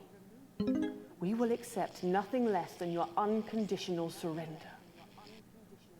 Your territories will be taken under our control. We will install replacement governments to ensure that your citizens become part of the new future. Your borders are now our borders. Your people are our people.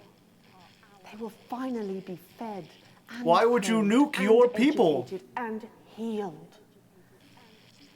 But for your privileged few, the moment that they feared is now upon them. Allow me to be crystal clear. If you fire a single shot at our territory, or harm a single one of our citizens, we will not hesitate to detonate further devices. You will not find them, though no doubt you are already searching for them. Our technology is decades ahead of yours. Then how come you can't get across the blockade without nuking people? We will expect your complete acceptance of our terms by midnight tonight. Thank you. Well, that escalated quickly. I don't really talk about my personal life in my job. It's not relevant or important. Wait, So my many of you may daughter be was in a surprised to foreign learn that city. I have a brother. His name is David. And right now I can't get his stupid face out of my head. He's a researcher and he's currently travelling the continent for work. And I don't know where he is right now. Hans, are we the bad guys? And I should imagine that there are many of you sitting at home tonight digesting this news, and you also have loved ones on the continent. In Urkistan, or Havia, or San Palmerino, or... Those are the exact places my loved ones have been. When I last spoke to him 3 days ago. So when I tell you I know how you are feeling tonight, believe me, I do. But I also know that there's a flow to events. I see it. They every day nuked here. themselves? No, they I know nuked that other although cities. Tonight it feels like we may be in a time of fear and darkness. We may actually be at the break of a new dawn. We don't know that yet. We can't know that yet. But together we will find out. And I will be here every night, feeling what you are feeling. And with your help, maybe we can all get to that brave new world. Oh, what brave new My world name's that Megan. has such people in it. Let's make tomorrow better. And we're out. We've got people ringing around, but the telephone networks are overloaded. Okay. We'll find him. Do we know exactly which cities were hit, or... Megan. We will find him.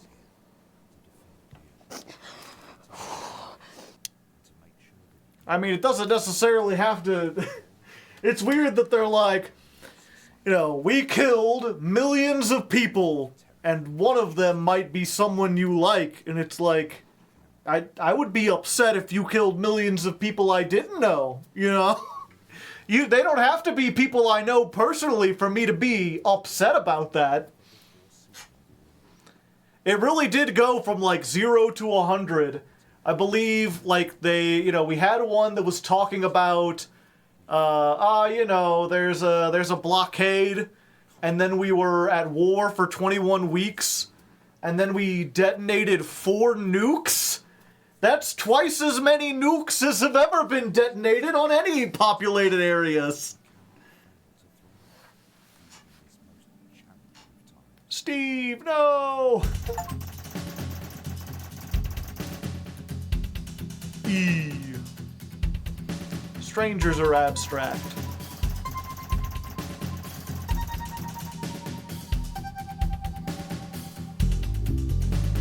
Wait, why would oh wait, that's not there. They both go up. I was gonna be like, why would advance go up?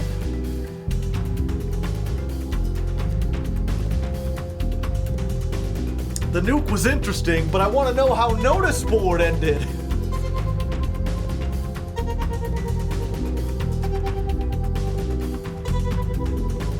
Okay, we didn't hear what this was. Let's real quick. As some of you will know, I spoke today to the people of Mancaple. Apparently after I had left, there was some violence and looting. This always intrigues me because the crowd I speak to are not an angry mob. They're ordinary people, like you and me, who care about where our country is going, and the character of the people taking us there. So why are this troublesome element always the focus of the news stories? Someone must have decided to make them the story. Someone, maybe, would rather you fear us than listen to us. Maybe the news has an agenda beyond impartiality. We do not condone violence and looting.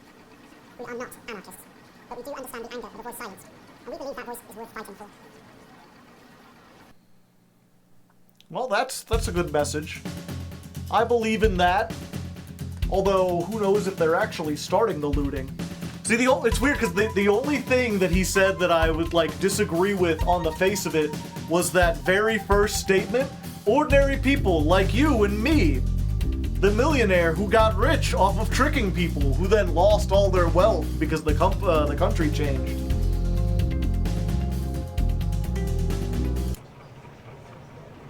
I'm just one of you guys! My friend let her 13-year-old son He's occupied now. Busy, even. His room's never been tidier.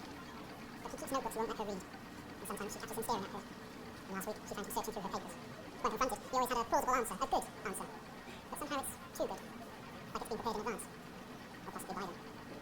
We want to know what the news will no longer tell us. And when we find out, we will tell you. We will hack into your news broadcasts. We will defend your right to information. We will resist, and we will disrupt. Just disrupting stuff, you know, because I'm with Alan.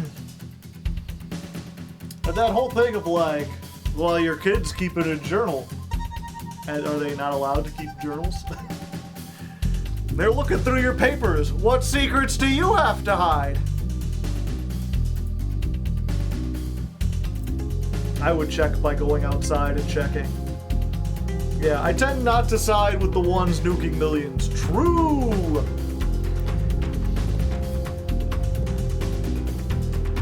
Yeah, I guess. I don't know. Again, you can't set up someone as Alex Jones. Okay, 1 second. Is there a way to stop that audio from playing quite so loudly without starting another audio from playing? A proportionate response. Okay, there we go. Can't make an omelet without cracking a few million eggs. Yeah, it's very weird how the war went immediately from there's a blockade and it's causing food shortages and there might be a war, to the war has been going on for 6 months and we've used the most destructive weapons in human history. Well, if they're sorry, yeah. And, you know, it sucks because I don't want to pretend like it's okay to nuke innocent people, because it's not under any circumstances. But I am really curious as to like how bad the blockade was, how many countries, how many countries were part of it, what kind of like political options we pursued before it came to war. If that AJ is supposed to be Alex Jones, he'd be all for nuking. Yeah. Because the rallying cry is...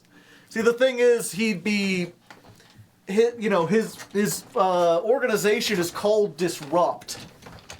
And before all of this happened, again, he was the guy who was making money based on shocking you, on just saying, basically being a contrarian. Oh, the government says this, well, I say this. Because there's always going to be people who disagree, and those people will give me money and pay attention to me and everything.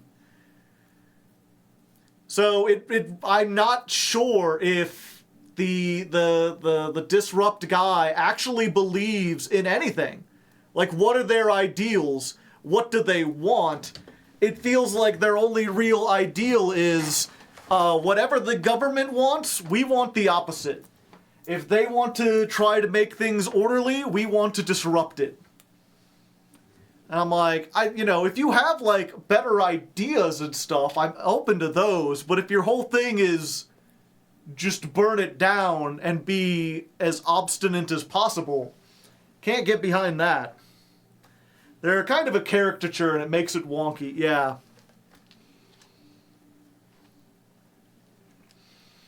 The whole thing is kind of a caricature. I guess I should put chat on screen. So no anarchy. No anarchy, but anarchism. That's a different thing.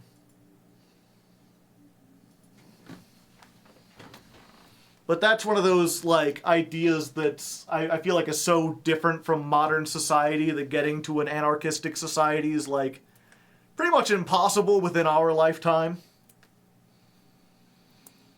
Yeah, the game is being very, very vague about the details. It's not supposed to be easy to side with one side because everyone has a goal you can't be 100% about. Yeah. That's one of those things that always strikes me about a lot of political games, is that they try to do, like, the both sides have nuanced arguments. And to some extent I get that. You do want to, like, give the other person's arguments, because, most people aren't monsters. They don't just do things for the sake of being evil or whatever.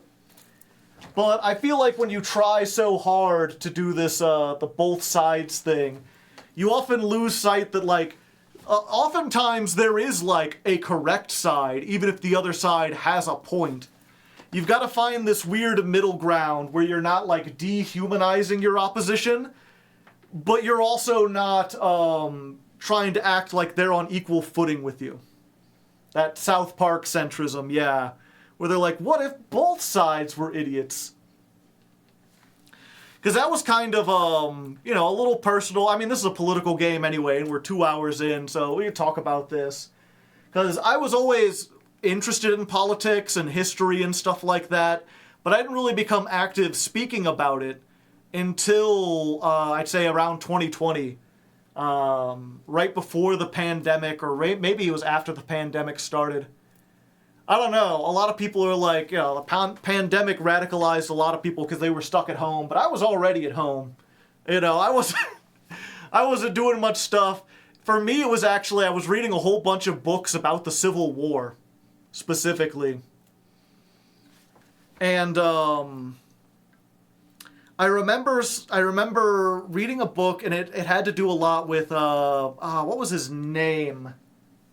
The guy, the Confederate leader, the big general guy.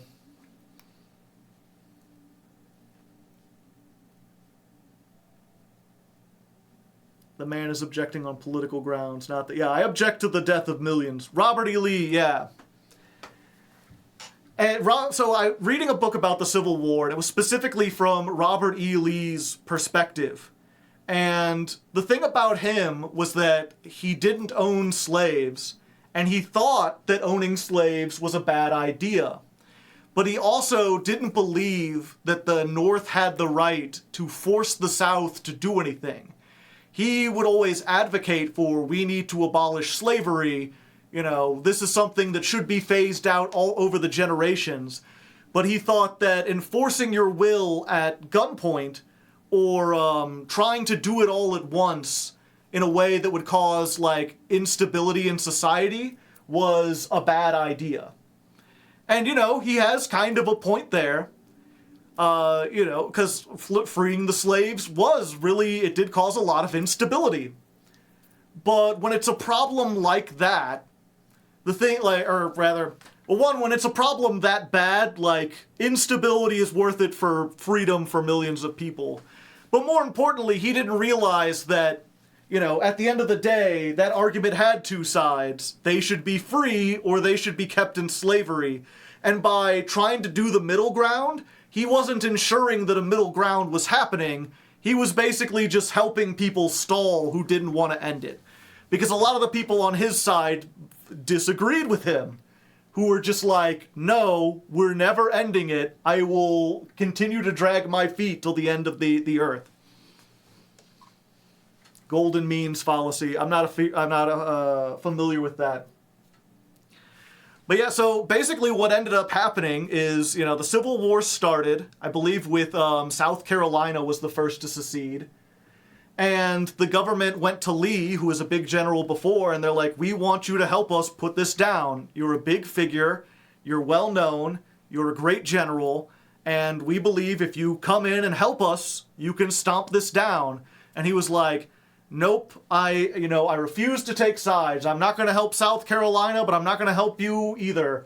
I'm going to remain neutral on this. And he retired from the army, and he went back to Virginia, which was where he was from. And then Virginia seceded from the Union. And Virginia was like, we'd like you to join the war effort. And he was like, no, I'm retired. I'm staying home. And then, the North came down to fight Virginia. And he was like, you invaded my homeland. Now I'm joining Virginia. I just wanted to grill and you had to bother me. He really makes this very centrist argument where he's like, I didn't want to get involved. I just wanted to stay on the sidelines. And the lesson I got from reading all that about him was, if you try to stay on the sidelines, if you try not to get involved, the train is what was the way I said? The train of history is coming your way. You can either hop on board a side or you can be hit by it. Being centrist and in trying to be centrist and trying to be neutral in a position where there was clearly one positive side, he ended up being one of history's great villains. He ended up being the guy who fought for slavery, who was known for fighting for slavery, and because he fought so hard, he extended the war for several more years and resulted in thousands of Americans being killed. In trying to be reasonable like that, he ended up causing way more harm than he ever would have if he had just decided immediately to pick a side. And of course with the power of hindsight especially, but there were even people back then who knew it, if you had just joined the Union, the Civil War could have been over in months. Yeah, if you don't do politics, someone will do it for you. Politics is life. It's the coming up with the rules for life. And so all of this is a long roundabout way to get to, for the longest time, I was in the middle. I was very much that South Park. I leaned a little bit more towards the left, but if you would ever asked me, I'd always take a non-committal position. Oh, well, this side has a good point, this side has a good point. And after reading that, I was like, shit, I should really look into these sides and see which one is the worst. And the reason I ended up joining the left, or becoming way more leftist and way more outspoken about, leftist ideals, was because I realized that, the main complaints against leftists was that they would cancel you on Twitter, that they were woke scolds who would, get angry at you for not using the proper pronouns or for, saying off-color jokes. That's pretty much the biggest criticism you could make of the people on the left.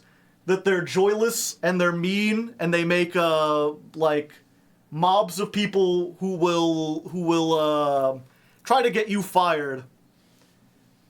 And meanwhile, if you look at, like, what's the worst criticisms of the right? And it's like, well, it's that they're authoritarian Nazis who want to kill people and make, like, a white ethno-state. And I'm like, if I have to choose between the people who are trying to make the world a better place and can sometimes be assholes, and the people actively trying to make things worse, and whose only real good qualities is we're not going to ask you to, like, censor yourself in any way. Like, I'm going to go with the nice people. And the more I looked into it, the more I just kind of realized, like, yeah, you know, the right has some arguments on some things, but for the most part, they're just wrong. I have the comically timed farts there.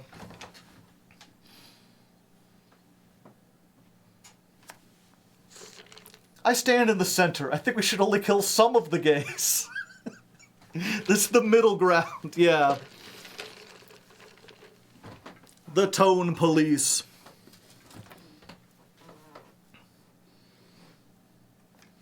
The lesson here is vote for your less disliked person in the voting process.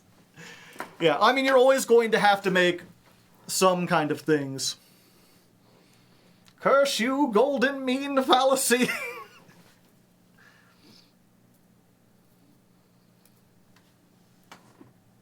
Let's have some Nazis, and you can cancel some of them.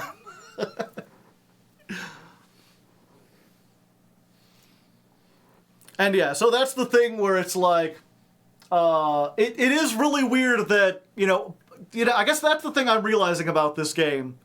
They made such a good argument for advance in terms of, like, redistributing wealth, making companies more democratic, making sure that everyone gets fed, fostering a strong community, fostering the arts, just euthanasia, which I still believe in, although obviously they've basically taken euthanasia to the slippery slope fallacy, right? Where it's like, if you let some extremely elderly people have hospice care, then that means anyone who gets sick, because we're low on medicine, we're just going to put them in, like, a suicide booth. But it's like, it's really telling that the only way they could make them be bad was to have them, for very little adequately explained reason, commit the biggest war crime in the history of humanity. They were like, fuck, how do we even this out a little bit? You could have criticisms of them, but they're mostly good. They did kill 2 million unarmed people. It's like, well, shit, I guess if you put it that way, if you have to make this, like, arbitrary scale where they're like, you get everything you want, but you gotta kill a bunch of people for no reason. I was an advanced stan while playing. I even defended the nuking. I cannot defend the nuking. I mean, even... what was it? Let's look at it this way real quick, and then we'll get the game started again. 2 million is pocket change. We don't know how many. They said at least in the millions. They said 4 major cities. That could be upwards of, like, 10 millions. That could be, like, the Holocaust and... like, Stalin's least conservative values combined. Is the game over? No, we're just in between because they just nuked 4 cities. So we're just talking about it real quick. But, damn, I lost my train of thought. But yeah, either way, biggest war crime in the history of the world. I don't think I can't defend that. Oh yeah, that's what I was gonna say. Okay. We'll do the thing I normally do, which is or not normally do, but I do in my videos a lot, which is let's assume that you just have, like, no morality. You know, you're very much the means justify the ends. If we could kill 5 million people If it lets us save 6 million people, then it's worth it. If it helps us in the long run, all the deaths and suffering is worth it. Launching a nuclear weapon is, like, bad for the global environment. You know, you can't set off a nuke and expect that it'll just hurt that country. The fallout is going to go everywhere. It is going to be huge, and fallout lasts for like 10,000 years. It's not like, you know, in World War II, we could bomb the shit out of Berlin, but within a generation, it had been rebuilt. Like, no, you can't rebuild there. Those cities are like, gone permanently. They are effectively wiped off the map. And, you know, if the point was to, like, you know, oh, break the blockade so that we can get resources, it's like, well, 4 of the world's major cities were just nuked into oblivion. You've created a humanitarian crisis on a global scale. Now it's like, how are we supposed to get food to your country when 4 other countries are now facing, like, the biggest food crisis in the history of time? Like, nuking is not just bad on an ethical level, it's bad on a practical level. It's just a dumb move to make. What's going on here? The world got nuked. Okay, let's just go ahead and continue. And no one's going to... Well, the idea is, right, that you're holding the world at gunpoint and saying, like, you're going to trade with us, or you can be a nuked out pile of ash. And, I mean, that's another thing to consider, is that, like, you know, now, if Advance ever gets out of power, every country in the world is going to want to annihilate us. We have put ourselves in the biggest target. If you're going to try to hold people hostage and rule by fear, that only works as long as you can keep ever vigilant and keep your finger on the trigger. The second you metaphorically turn away, everyone's gonna stop following you, because everyone's going to hate you. Food crisis, they have less mouths to feed. They also have less mouths to make it. They also have less infrastructure.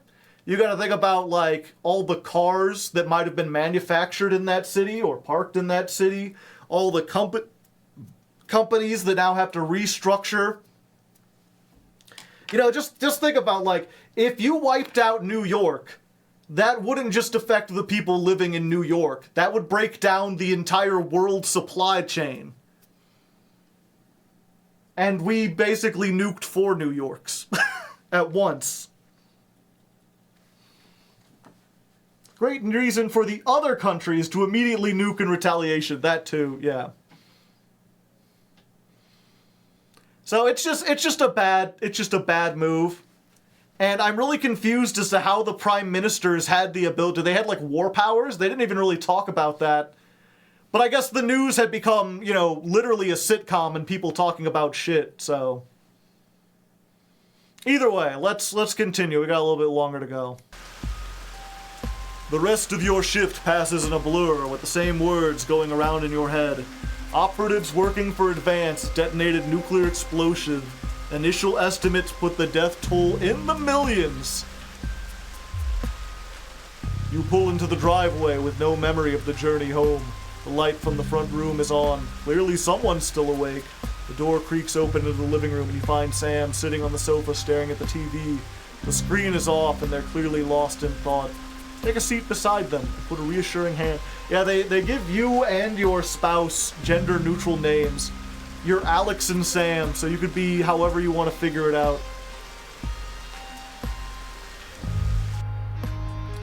They don't look at you, but they do reach up and take your hand in theirs.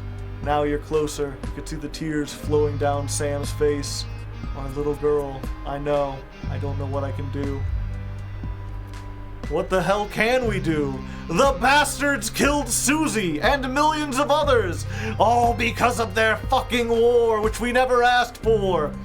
Behind the tears, you could see a fire, raw fury you've never seen in Sam before. I hate them, Alex. I know you've always supported Advance, but after this, They're monsters.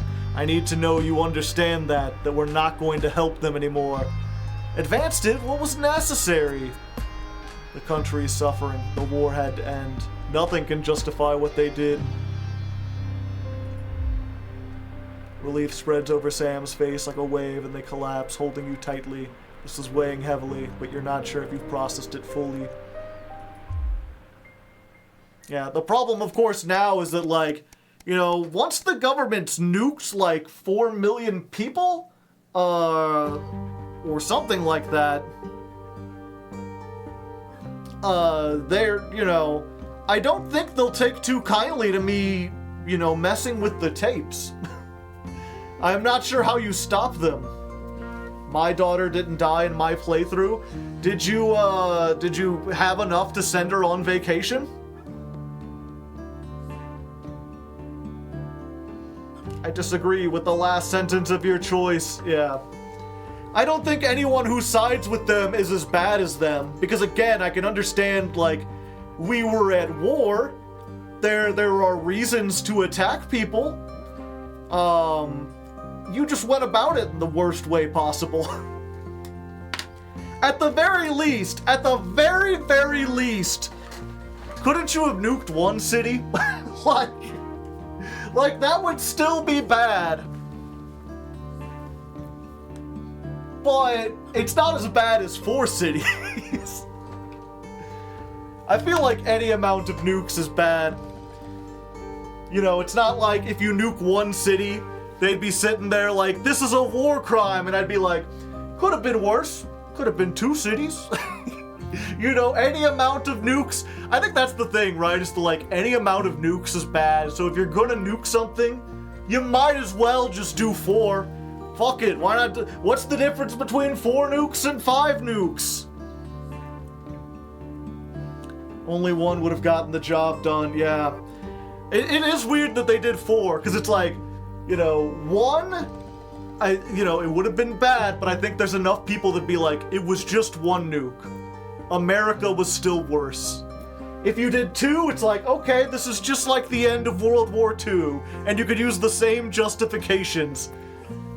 3, it's like, okay, this is officially the most devastating attack in the history of humanity, biggest loss of life in all time, and 1 single explosion. And then they like, you know what? Might as well make it 4. 2, yeah. I feel like 2, that's the argument you could make. 2 was to show we don't just have it in 1 city, we have it in multiple cities. I could even say 3, you know, 3's to show we're everywhere. We got it in more cities. Don't think 3 was all we had. 4 is just petty. Once you get to 4, you're just being an asshole.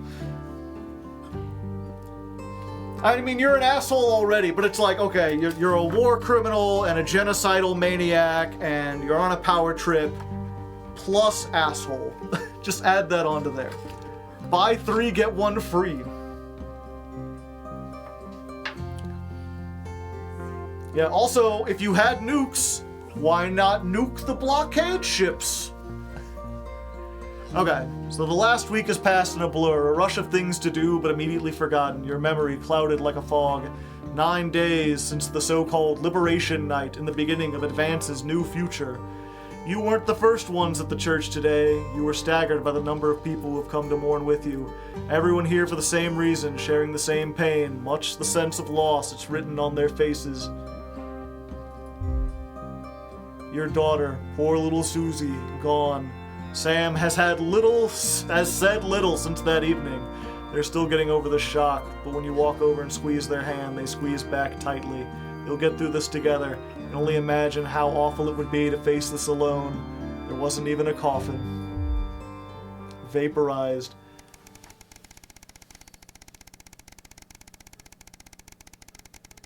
Oh, damn. What's this, 2 years later?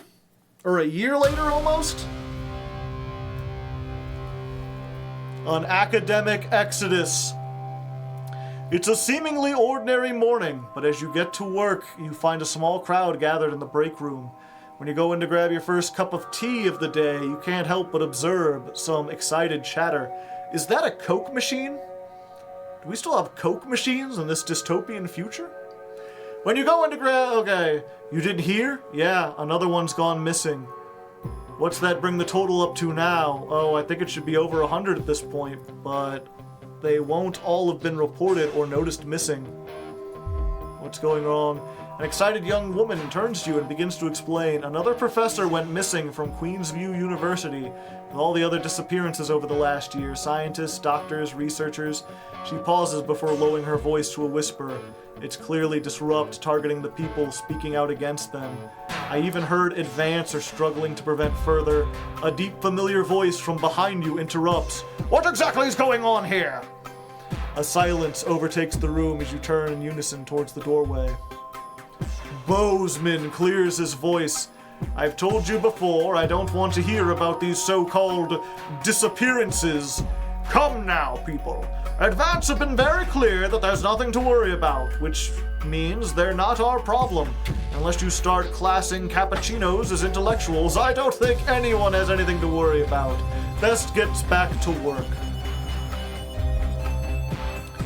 Look, between you and me, this leave it alone malarkey comes from on high. It's out of my hands. So I'd appreciate if you refrain from talking about it further and make sure the news is in line with that school of thought, yes? He gives you a pat on the arm and a smile before leaving to carry on with whatever he does during the workday. Public ownership is now in full swing.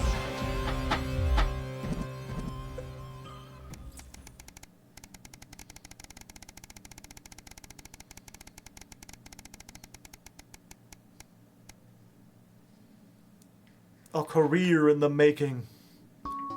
I mean, that's another thing. It's been like, what? We just went from like huge nuke, daughter died, and now it's like 2 years later. Like, I'm not sure if I had as much time to process it as this guy. You drum your fingers on the steering wheel impatiently as you wait for Charlie again. It's great he's enjoying the Cohesion Cadets and is so enthusiastic, but is he willing to stay behind every week? It's your Saturday evening too.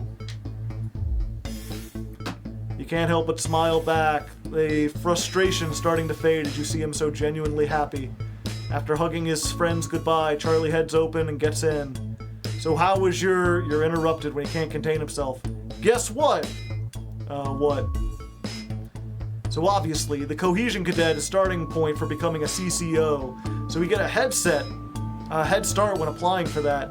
Charlie gushes, clearly keen on explaining his news, almost tripping over the words in his effort to tell you.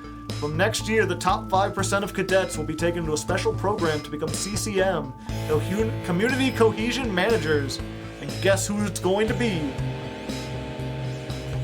That's great news. We're proud of you, Charlie.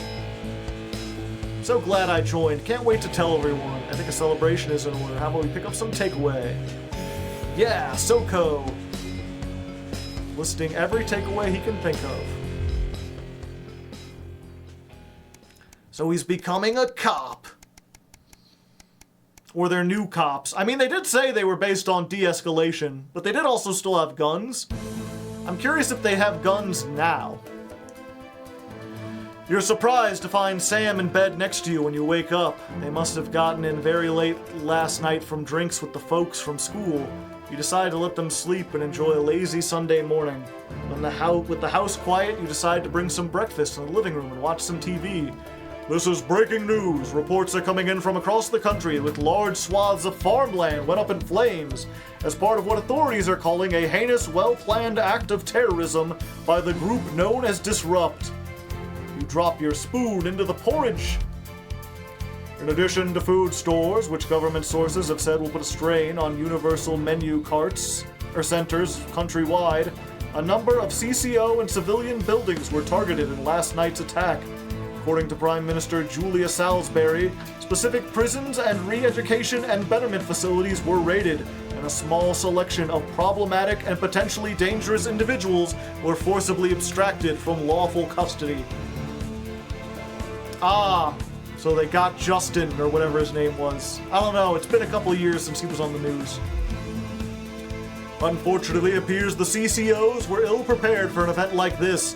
Disrupt seems much more effective and well organized in comparison. While most of the targeted locations were thankfully empty of people given the lateness of the hour, the Betterment centers were fully staffed when they came under attack. 17 CCOs and 4 administrative staff lost their lives as a result of brutal actions of Disrupt last night, with countless more injured, many seriously, and rushed to the hospital. A few Disrupt members were captured during the conflict, but the vast majority have evaded capture so far. More as this develops. You're interrupted by Charlie walking into the living room, bleary-eyed with a piece of toast. Anything interesting going on? He gestures to the TV. Mutely, you leave the news on as they cycle through the story again. Charlie watches in hushed silence. By the end of the broadcast, they're dubbing it the Night of Fire. Everything's gonna be alright, okay? I hope so. Only time will tell.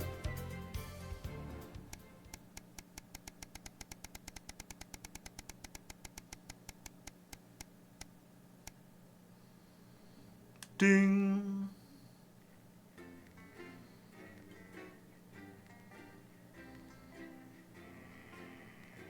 Yeah, I feel like, even with that, I feel like we're missing a lot. Like, what was the literal and figurative fallout of the nuking? Okay, it's a year and a half since Liberation Night. Alex? Are you receiving? Calling. Come in, Alex? Can you hear the signal? Pick up. Pick up what? Alex, are you receiving? Pick up. Alex, over. This is Alan James. The revolution starts tonight, Alex, and we need your help. Throughout this broadcast, we're going to ask you to do things that will directly help with this mass protest. I'll be talking to you regularly tonight, and I'll also be hacking you when I can. Please help get our message out. We're on the verge, Alex. You've always been fair and balanced in your approach to us. Yes. With your help, we can tip the balance in our favor. If you play our tape at the second break, that's when we think it will have the most impact. It's on your right. I'd like to report that I have a tape in here.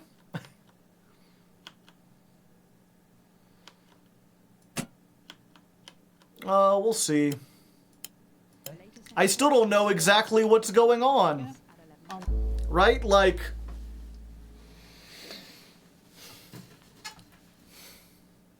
Uh-oh. How's the party not had, like, open war after the nuking? Yeah, you'd think there'd be, like, elections or something. It feels like, you know, a lot of people were upset by that. A lot of people lost family in that. But at the same time, it's like, you know, obviously, nuking bad. Burning down food stores, also bad. Like... Why do you not want people to be fed? I'm confused. If Disrupt is willing to make people starve just to get their point across, then like they're. And again, I wish I could I listen to more Disrupt propaganda to see what the hell they even want. 'Cause it's like I don't feel like they would be any better in power. I feel like they've got the same, like, the means mean the end, or the ends justify the means as the people in power. Except I'm not sure I could trust them to feed everyone. What if it was a false flag?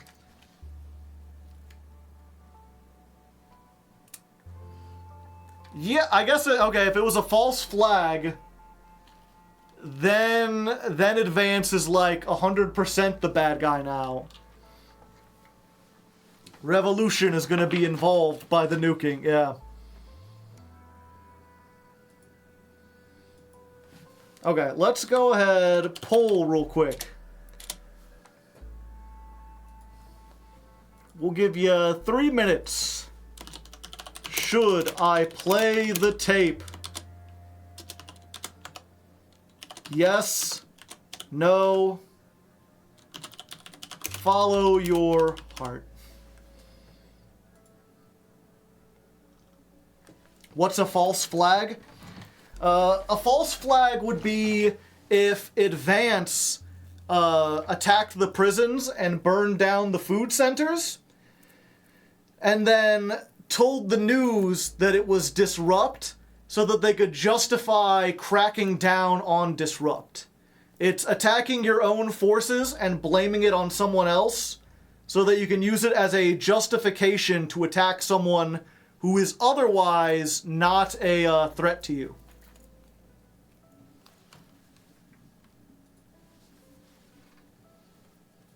Follow your here.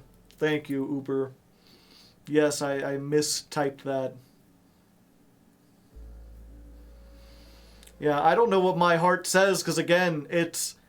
The problem, right, is that in real life, if I was unsure about this, I would have looked up information I would... It's been 2 years, almost.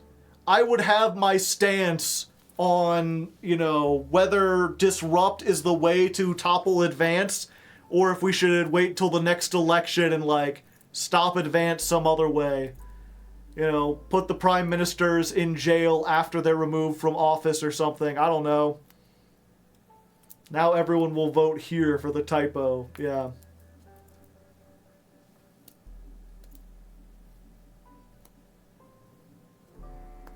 I thought false flags were attacking someone else while not flying your own colors. That might be it too. Every time I've heard of a false flag, it's like a lot of conspiracy theorists think 9/11 was a false flag, that America blew up the the World Trade Center so that they could use it as a justification to attack Iraq and Afghanistan.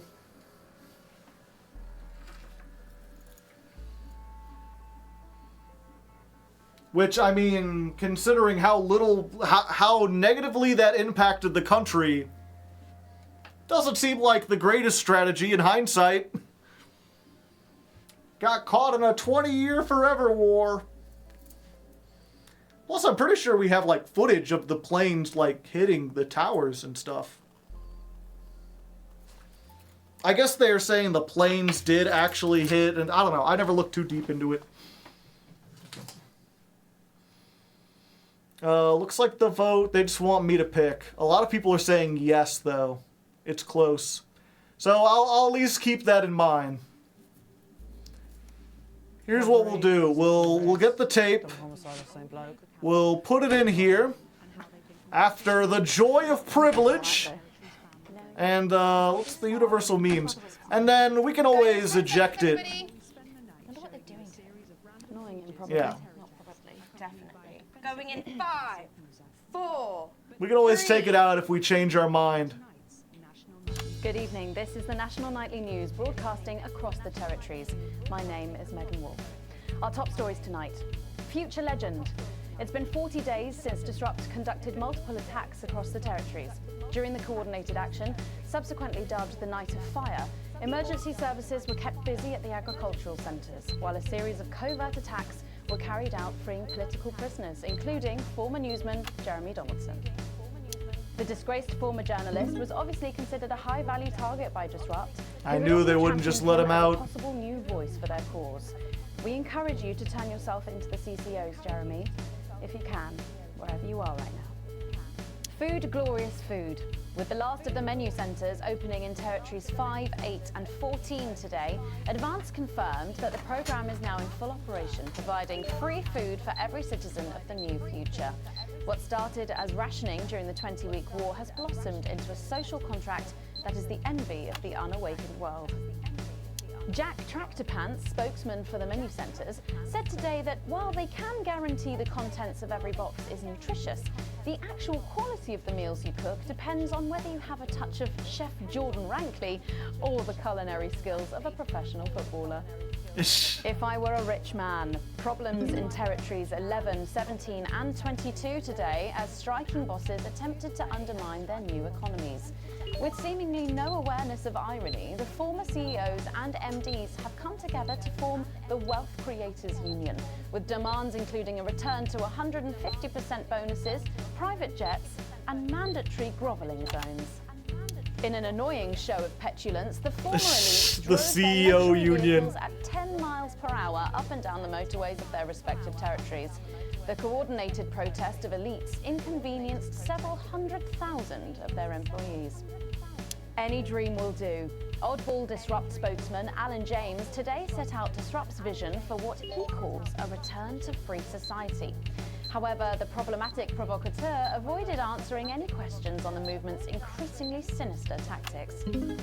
Leading commentator and regular guest on the National Nightly News, Katie Brightman, has been notably outspoken against both Disrupt and Mr. James himself.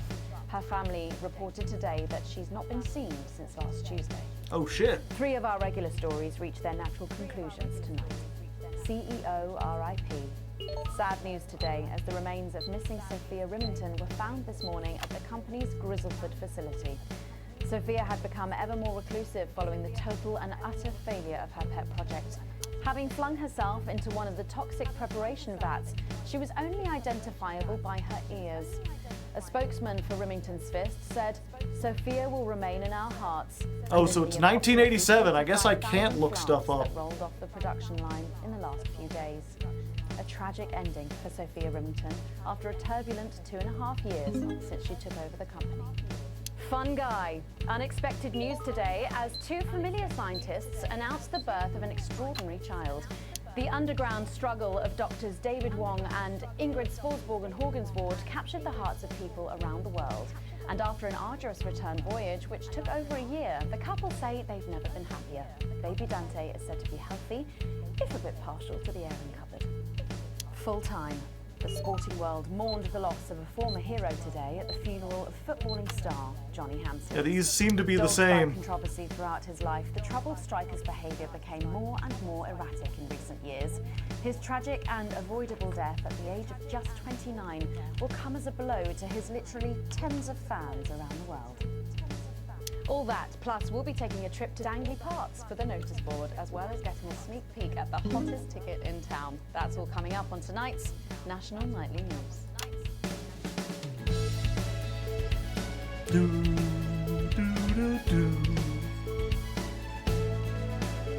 None of this happened in my playthrough. This is great. Interesting.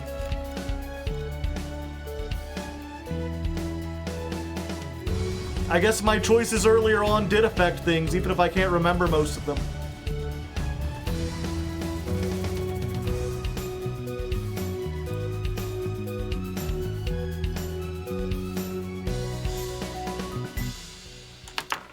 But first, 500 days after the loss of a fine leader and a great man, the start of tonight's programme is dedicated to remembering and celebrating the life of Peter Clement.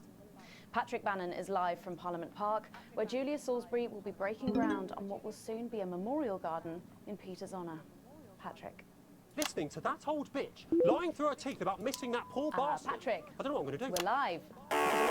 Things were better with Peter, weren't they? Patrick. They were, and I don't mind saying it. They were, because he held her back. But now there's no stopping her. Hello, Patrick. We're Well, live. of course, can't say that, can I, Francis? No, not with public ownership. No, with public ownership, you can't say anything these days. There.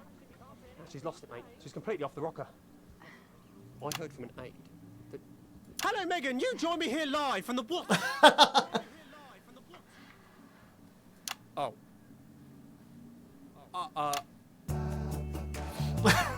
Some signal there for a moment. Well, we will be going live to that groundbreaking ceremony just as soon as we can get Patrick back.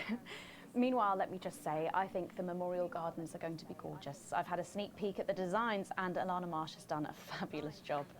Oh, okay, all right, it seems like we have got the signal back. We can now go live to Patrick Fired Bannon live. in Parliament Park. Patrick. Thank you, Megan.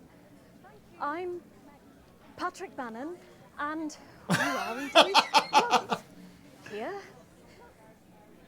Apologies for the technical difficulties there, but any moment now, Julia Salisbury will step out on stage behind me. Alex, Bozeman here. The boys in editing have just informed me that the eulogy footage isn't fully cut together yet. You're going to have to do it on the fly.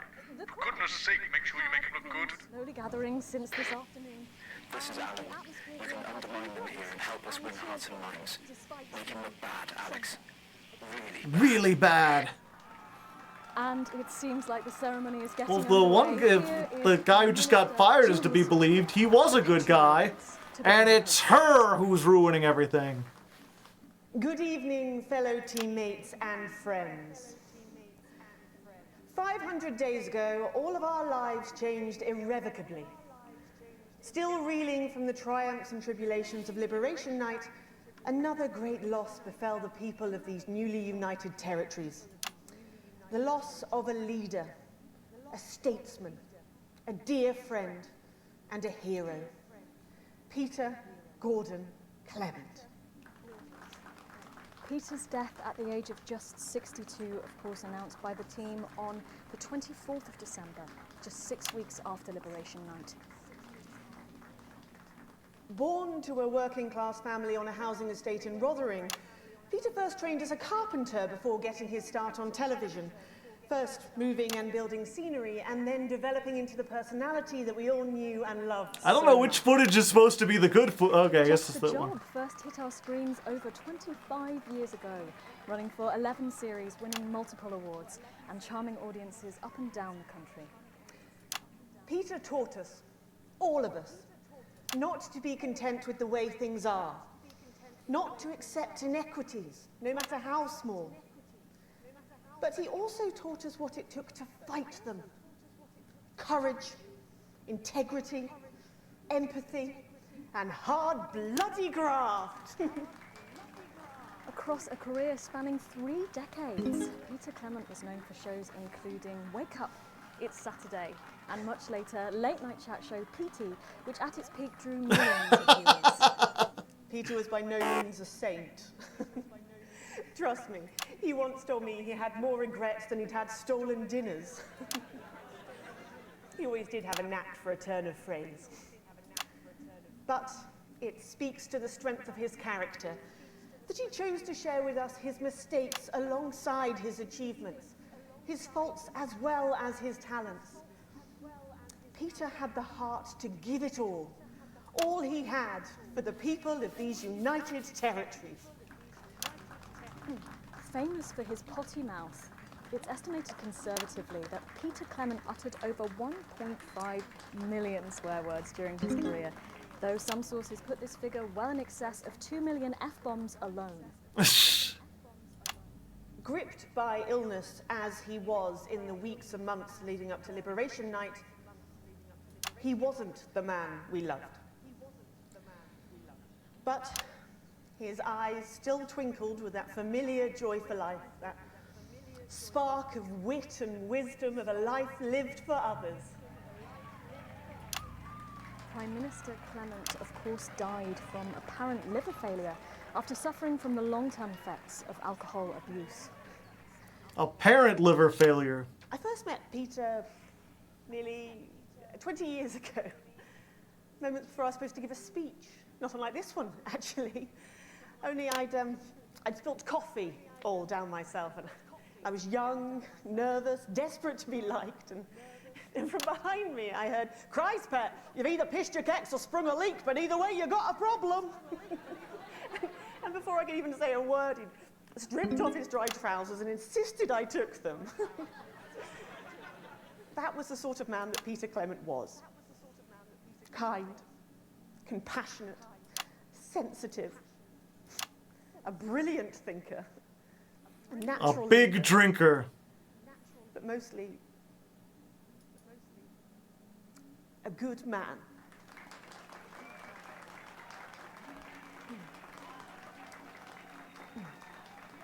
This glorious nation of ours, so beautiful and new, this shining beacon... Maybe you could edit more in our favour next time. Things are about to get started. We have another chance to control the impression the public gets. I feel like I did a pretty neutral job, you know? I showed his flaws, I showed his strengths. To me, he'll always be the man in his pants cheering on a stranger at the back of the conference. Why am I losing? It is my great honour to give to you the Peter Clement Memorial Garden. Should we see if we can get a countdown going? Everyone with me? 10, 9, 8... And then an explosion happens.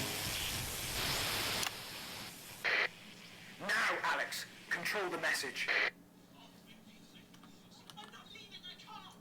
Who's here? Look, we're gonna help you. We need a medic here! You're hurting me! Well, stop resisting then. Stop resisting and Okay, you two stay with him. Mom, we have to stay by your side. I am the Prime Minister, and if I give you an order, you will damn well follow it. Do you understand? Do you understand? Yes, Yes, Mom. Mom. Keep your eyes open. Look at me. Look at me. Look at me. Stay with me. Help me. Stay with me. We've got you. I've got you. I've got you. Just stay with me. Here you are. I'm from the National Nightly News. Stay with me. I need help now. Please. Salisbury's still here. We're going to request authorization. Centipedes are requested. Target approaching Songbird. More than 10 million people. 10 million, shit. Demands a response. Haven't you done enough? Look around you. This is what your precious freedom looks like, is it? Hold your fire. It's our territory, one! Take to the streets, the time has come! Stop violence! Break windows, draw them out! We can't stop us all! Lower your weapons! I said, lower your weapons now! Centigrade authorization was granted. Mom. It was unnecessary. Can't you see? Will you turn that off, please, sir? Turn it off. I said turn it off. Well, that was unfortunate. There exclusively on the National Nightly News, and our apologies to any of our viewers who might have found this evening's events upsetting. But Real quick, I didn't hear the beginning part. Did they say, like, that guy needed medical attention and she went to, like, pretend like she was grieving over him? Or was she legitimately, like, or were they saying, you need to get out of here? And she was like, no, we've got to help people. Lower? I heard unload. I'm not sure if anyone... I couldn't tell if she was, like, acting or if she was, being brave. Because I was like, surely they don't want me to show this. I went back to her, but then she wasn't doing or saying anything. at the National Nightly News, we believe in bringing you the raw, unedited truth as it happens. And we make no apology for that. Storm the building, demand elections, demand answers. Be what you were born to be, the once and future free. Don't go away. We'll be back after this. Does anyone know if everyone's safe? Are the crew okay? All fine. Everyone was a good distance from the unit. That didn't go so well, Alex. But we can turn it around in the next segment. It's different tonight. This is the big one. Great. My There's a name is Katie revolution Brightman. happening outside, and we're off to Dangy. I'm an economist and commentator. That's journalism, apparently. You've probably seen me on the news talking about Advance and how progressive their policies are. Well, I was wrong. And I'm here tonight to say I'm sorry and to beg for your forgiveness. My parents are not rich.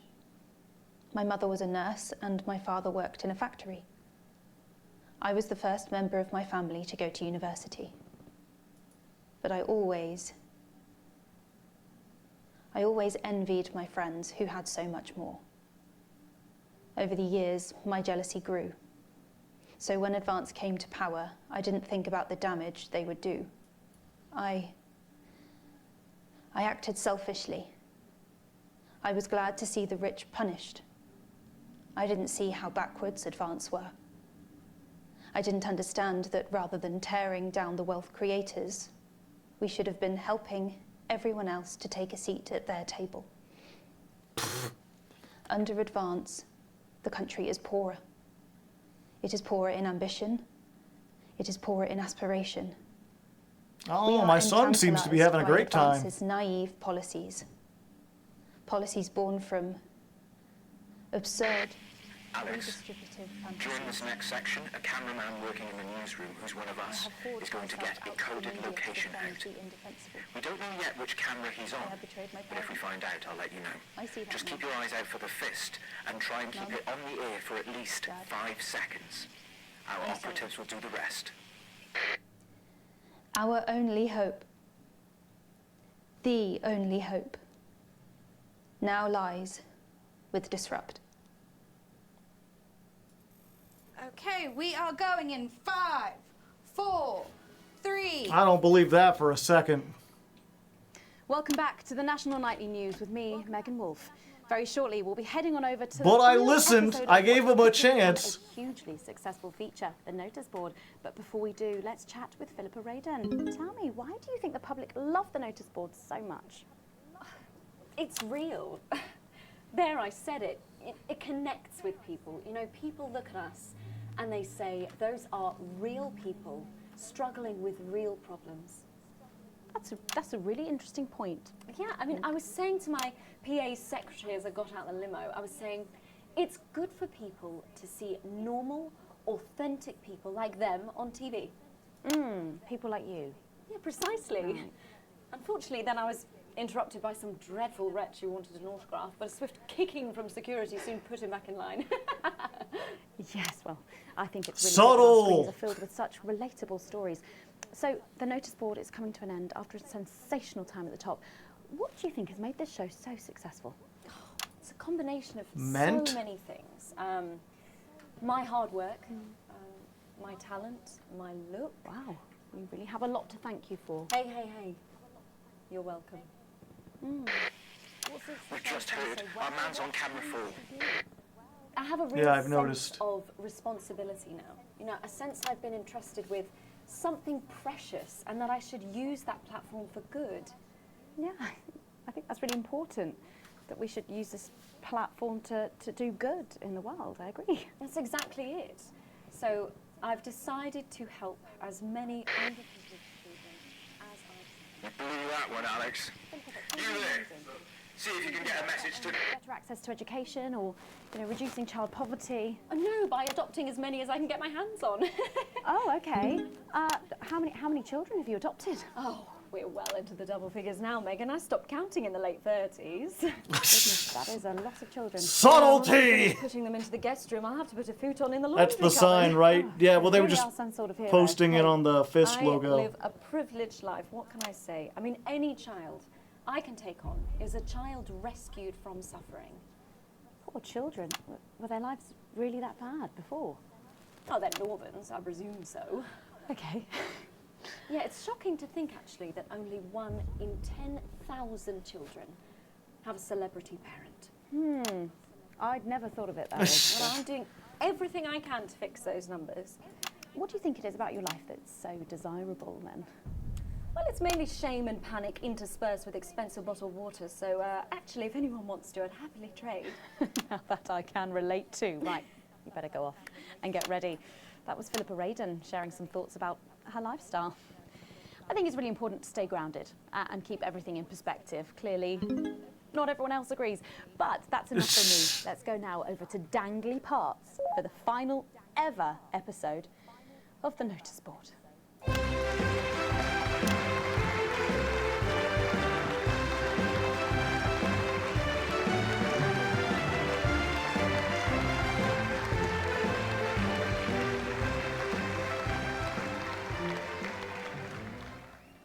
What a day! First the tea morning, and now to post this notice. I don't know how I managed to cope with it all. Oh wait, perhaps I do.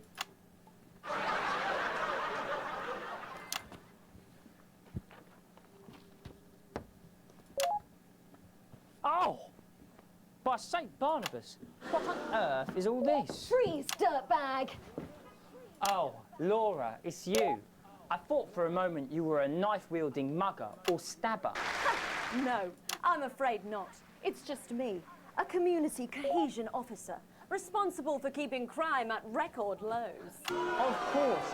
Keep forgetting that thanks to you and your colleagues, violence on our streets is a thing of the past. What's all this, Vicar?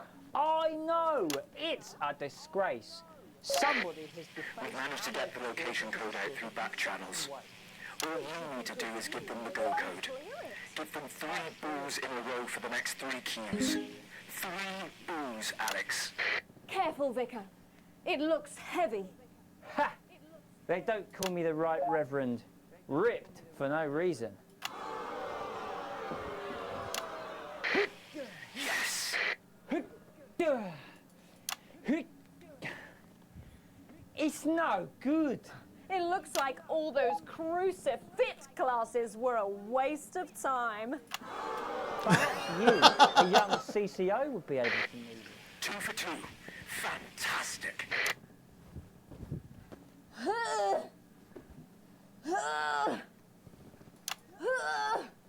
Looks like all those lifting classes were a waste of time. It's too heavy, even for me, a strong and capable Let's hope that's enough. At least you tried, Alex. strong enough. I'm sorry. When that joke's a banger, I can't possibly boo it. For the best firefighter in town.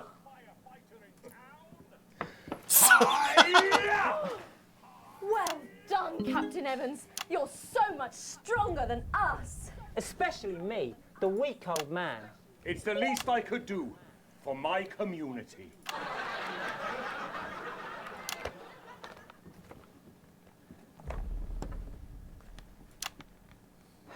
No luck catching the little devil then? Unfortunately not. The ferrets struck again last night.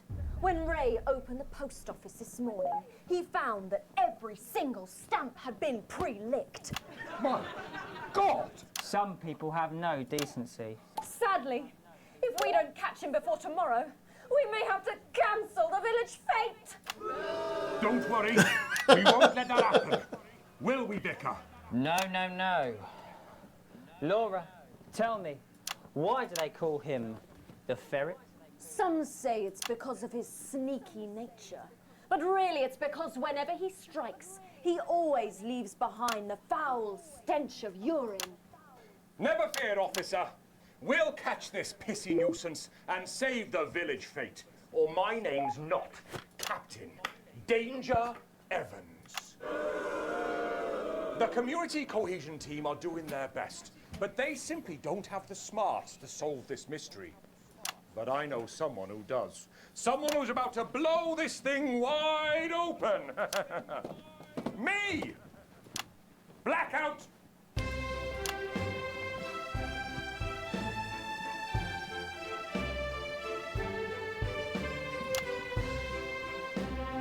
Ah, it's the morning of the village fete, thanks to theatrical convention. I sure hope everything goes to plan. Oh, look! There's Mrs. Craven setting up her cake stall. And look, there's the motorcycle display team setting up for a show that will be far too expensive for live television. I'm going to set up the coconut shy. What are you doing, Vicar? First, I'm running the tombola. Then, I'll be selling forgiveness for money. Aren't you judging the jams? I couldn't possibly. Well, that sounded like Mrs. Craven. Looks like someone sucked all the jam out of her donuts. Damn! Ferret has struck again! Whatever are we to do? Although I'm very competent, I have no idea how to solve this case. I guess we'll just have to cancel the fete. Hold it right there, ferret. Me? Have you been drinking from the fire extinguishers again? Not you, the vicar. I don't know what you're talking about. Admit it. You wanted the village fete cancelled so you could have the day off, didn't you? I already have to work Sundays. I shouldn't have to work 2 days a week. But how did you know? Well, my first clue was the smell. Yes, I do smell of urine. Next, I noticed that the vicar's tongue was particularly dry, almost as if he'd been licking thousands and thousands of stamps. Or perhaps eating Mrs. Craven's baking. Which brings me on to my third clue. The vicar said that he had no more room for Georgia. Almost as if he'd had his fill. Precisely. But you managed to figure it all out from that? Well, I also found this at the scene. That proves nothing. No! Get him out of here, officer! You did it, Captain. You could say you ferreted him out. Hey, come on. Let's go and have a party in my massive garden. I am doing well. Thanks to you, we're all doing well. Captain Danger Evans is truly a modern Sherlock Holmes. Episode of the Notice Board, and what a way to end it. Thank you as always. Those weren't the same characters at all. After the break, we'll be both dancing and learning, so don't change that channel. We'll be right back. That's the ads. Well done, everybody. Whoa! This was the break we were hoping you'd play our tape. It would have had the most impact here, but we know you played it earlier. Why would it have had the impact here? Everyone has left by now. Hey, you coming to the after party? Correctly, and you too could join the privileged few. I'm not going to lie to you, Alex. It looks bad. I thought the public would come out, that they were behind us. Join today and you can receive it. Can't give up now. An unbearable sense One last request, Alex, if you can. One of the next guests is with us. When we get asked, censor him for us, and find the evidence will go out. We'll get 3 chances. Please. If there's any humanity left in you, get it right at least twice. Secretary's assistant call the housekeeper or have the maid send the boy. You really can't afford to wait, even though you really can afford to wait. The joy of privilege. Probably not for you. Pleasure Corps is no longer a corporation, but a large series of small legal entities which all live below the assets and wealth threshold. 5, 4, 3. Welcome back to the National Nightly News. Later in this segment, we're hoping to be able to go back to Patrick Bannon at the scene of tonight's shocking Disrupt attack. But first, I'm delighted to be joined by the cast of the smash hit musical everyone is talking about. I'll be speaking with the cast in a moment, but first, let's take a look at them in action. Please give a warm National Nightly welcome to the Novaries.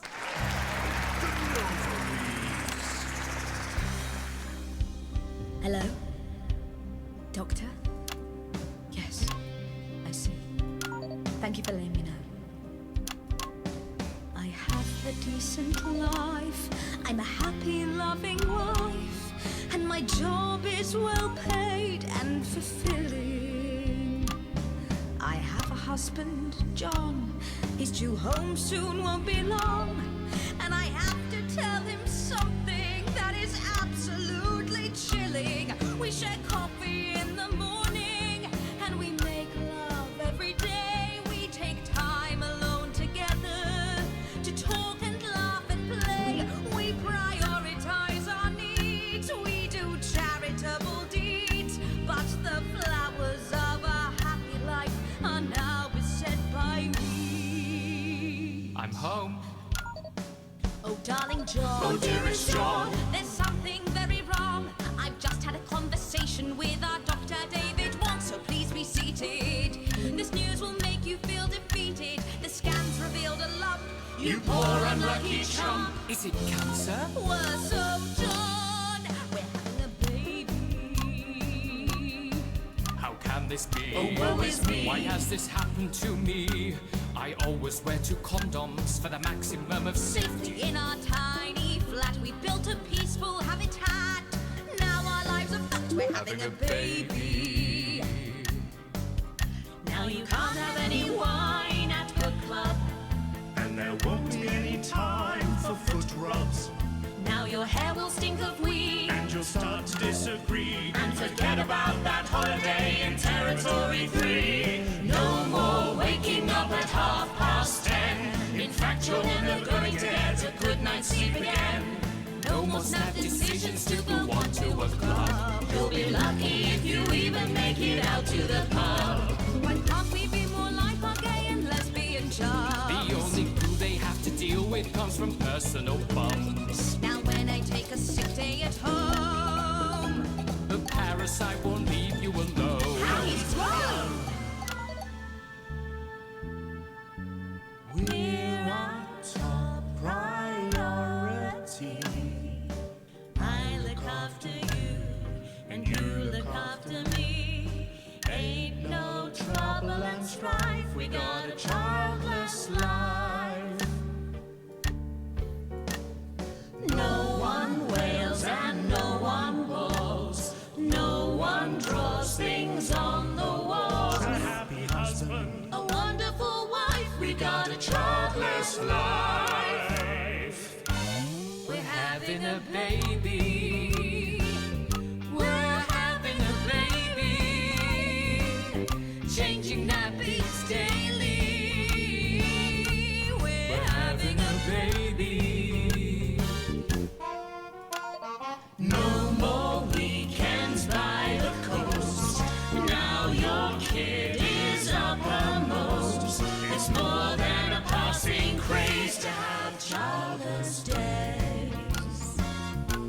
We're having a baby. Food and drink thrown everywhere. Death trap toys at the top of the stairs. Every parent prays to have childless days. We're having a baby. No more spas and no more We're having a baby. 18 years on bills and lease. Time for a whole new phase. These We're having a childless baby. days. One more thing before the show begins. Have you considered that you might be having twins?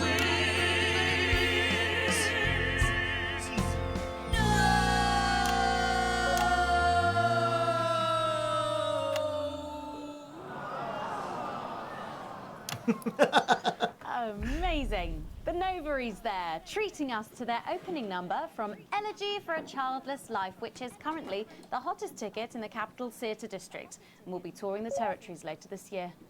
Right then, come on you lot, come on down, let's go, don't be shy. Hello. I don't understand human emotion. It's an honour to be here. Oh really, are you fans of the show? Yes, used to be. Well, listen, let's get stuck in. Your amazing musical. Now, I mean, not only do you perform this show every single night, with matinees on Wednesday and Saturday. right, but you're also the show's creators, am I right? Well, everyone contributed their ideas, and then some of us went away and did the actual work on the script.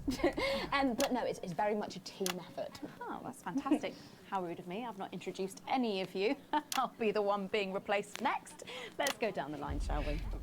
Hi, I'm Jack. Jim Blunt. Pleasure to be here. Jennifer Boreham Woodley.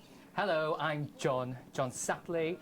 Used to be in the business professionally. My name's Jill, with a J. And I'm Janet. I'm the youngest. That's incredible. And you were all friends previously. I mean, what a coincidence, right? With your names beginning with a J. Oh my goodness, guys! Our names all begin with J. How have we never noticed that? Because you haven't typed them out 1,000 times, maybe? You knew? Why didn't you say anything? I thought we all knew. It's bloody obvious, isn't it? I just thought we were doing a funny thing where we never mentioned it. And I believe, as well as being friends, you're also couples. You know, in real I feel like life I'm as well hearing as sounds outside. Oh, wow. God, Not exactly. no. I'm not married to him. I'm with Janet. And I'm with John, you lucky bean. Jim and I are married. 4 fabulous years. Well, that must make for some confusion in the rehearsal room. Well, you should have seen the first draft. Jen decided that Jack would play Jim, I would play Jack. Jen, Janet, Jill, Jen, Janet, Jill. What about John? Well, my character was originally just called Man 1. It was allegorical. It was very confusing. Not for a professional. After much toing and froing. And gnashing and wailing. And gin and tonic. We decided that we'd just use our own names, which is less truthful. We're also less likely to go into the wrong dressing rooms. Oh, God, yeah, that would be very embarrassing, wouldn't it? Of course, when I first wrote it, we were only meant to run for a few nights at the Mimbley Village Hall, but when I registered it with the Department for Culture, it caught the eye of someone high up, and before you could say overnight sensation, we were transferring to the capital. It's all been a bit of a roller coaster, really. I'm only 19. I'm the youngest. You really don't have to repeat that. I had to give up my job as a mortuary technician. Well, yes, we all had to move to the capital. I love that job. It's been a very turbulent time. So peaceful, no singing. This piece isn't. Stand by, Alex. Censor the orange. It's about children and why you shouldn't have them. In a way, I guess it is political, with a small p. After all, we are a solid unit, and eagle-eyed audience members will see we nod our heads to advance on stage throughout, and we target the messaging at women aged 22, well, about 35, as they're the most likely to be afflicted by this terrible problem. Terrible problem. Having children. Well, you understand, Megan. You clearly agree. This isn't about me. Of course, we see that there are advantages to a family unit, but eagle-eyed couples watch as the little parasites advance on their lives, and there's no time to play the guitar. Neonatalist. Watch a movie. They're exhausted, passed out on the couch by 20 to 9, for God's sake. We're very chatty tonight, dear. Usually I'm the chatty one, because... You're the youngest, we know. It's not a badge of honour, Janet. Janet, please, Jennifer. Oh, well said, John. Thanks, Jack. Got you back. So could you just tell us what is the play about? What happens in it? Well, go ahead. It's a tragedy, obviously. Jennifer, myself, and John have their child, and then the story charts the downfall of their hopes and dreams. And there's lots of singing. And dancing. A lot. My character works at a menu centre for a distribution unit. Eagle-eyed, she sees her friend's rapid advance to a pit of despair. Becoming a target for children's TV advertising at the age of 22, she decides to take drastic action. I can't really say more, though. I probably said too much already. Let's not spoil the second act for anyone who might come to see it. Which should be all of you. For too long, we've been told that a life without children is somehow incomplete, that children are a blessing. Well, I've done the research, and they're not. Besides, there's already loads of bastards running around all over the place, so... Oops, we just damn want it. people to have the option of a happy, child-free life without stigma. You know, when I was 14, before I had come out, I had an experience with a girl called Julia Jacobs.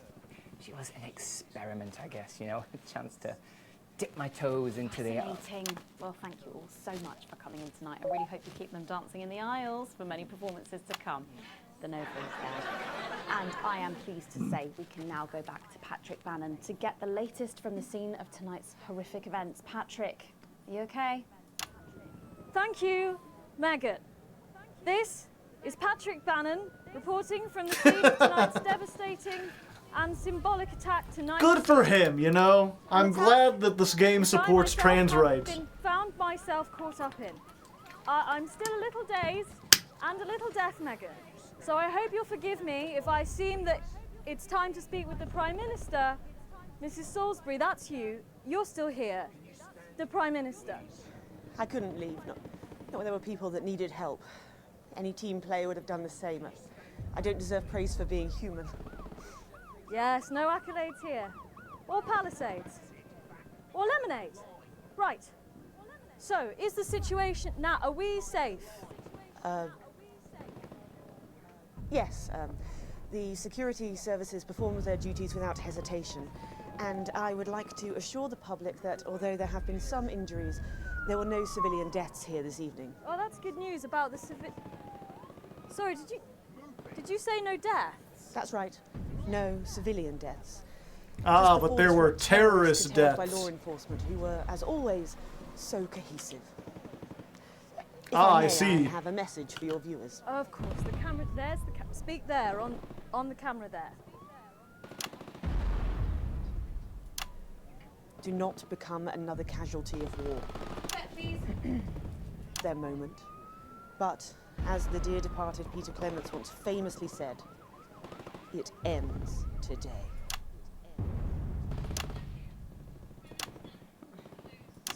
Strong words of strength. Back to the studio. Megan, now in the studio with Megan Wolf now. Patrick Bannon. That went well. I thought that went quite well. I think we need to get you to hospital, darling. Can you get this reported to a hospital, please? My name is Alan James, and I speak for Disrupt. This will very likely be the last you hear from me. In a moment, my squad and I are going to attempt to cripple a high-value target, to mute the team. And if the truth be told, we are so few, and they are so many, but we are normal people facing an overwhelmingly equipped force. And yes, we are scared. But tonight, we will win, or we will die trying. Probably the latter, if I had to guess. Before it's too late. I've assured this programme that the turbulence will soon be over and we can once again focus our minds on building this future with equality, fairness and resources for all. Remember what I said about picking a side or the battle will come to you, chat?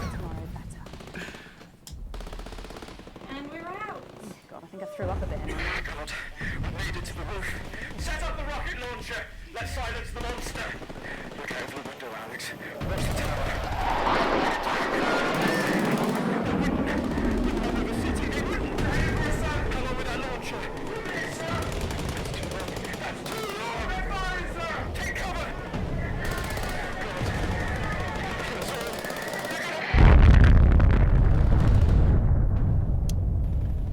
Where are they getting jets from?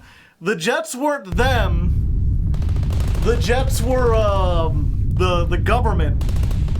They just had a rocket launcher and they were on top of the building. And the government was like, if you don't think that we won't shoot a building, an entire building with a missile, we will. See Disrupt fall. Where did they get their rocket launcher from?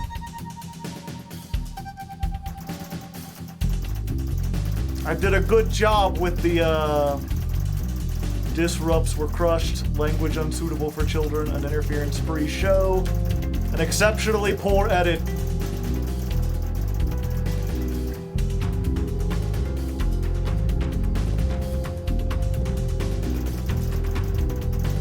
Full wages.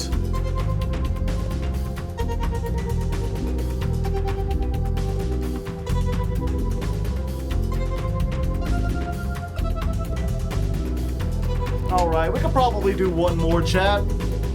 We'll do one more segment. And yeah, that one, it's, you know... again, you know, it's one of those things where, yes, Disrupt nuked stuff. Or not Disrupt, whatchamacallit? Advance nuked a whole bunch of cities. But when the response is like, I know what we'll do, we'll set the food on fire and kill more people. Like, I don't think that's the way to deal with this. I'm not sure if you... I'm not sure if kidnapping people and forcing them to give statements into the camera and, all that. Plus, you know, the whole thing, right? Especially, what's his name, Jeremy, at the very beginning, when we were doing the rap song, I censored like a little bit of what he said. He's like, I just want to say, I stand for no censorship. I think the news should report on what stuff is going to be done. So for Disrupt to come up here and be like, no, you've got to censor this art project. This woman whose opinion that you shouldn't have kids, she needs to be silenced. Like, I didn't silence the rap guy criticizing the government. I didn't silence her either. And I mean, especially because hers was, hello. It's honestly impressive how Disrupt manages to fumble the easiest opportunity. Yeah, and I mean, I gave them a chance. You know, I played their tape. I was like, let's see what they have to say. And what they had to say was, someone who they had captured and forced at gunpoint to make a statement. And that's the worst thing about it too, is that like, her statement wasn't like, you know, think of all that we lost. Think of the people killed in the nuke. Think about how tyrannical the government has become. It was, you know, the only reason I ever thought Advance was good was because I was jealous of rich people. I hope Kate is doing fine. She is clearly not.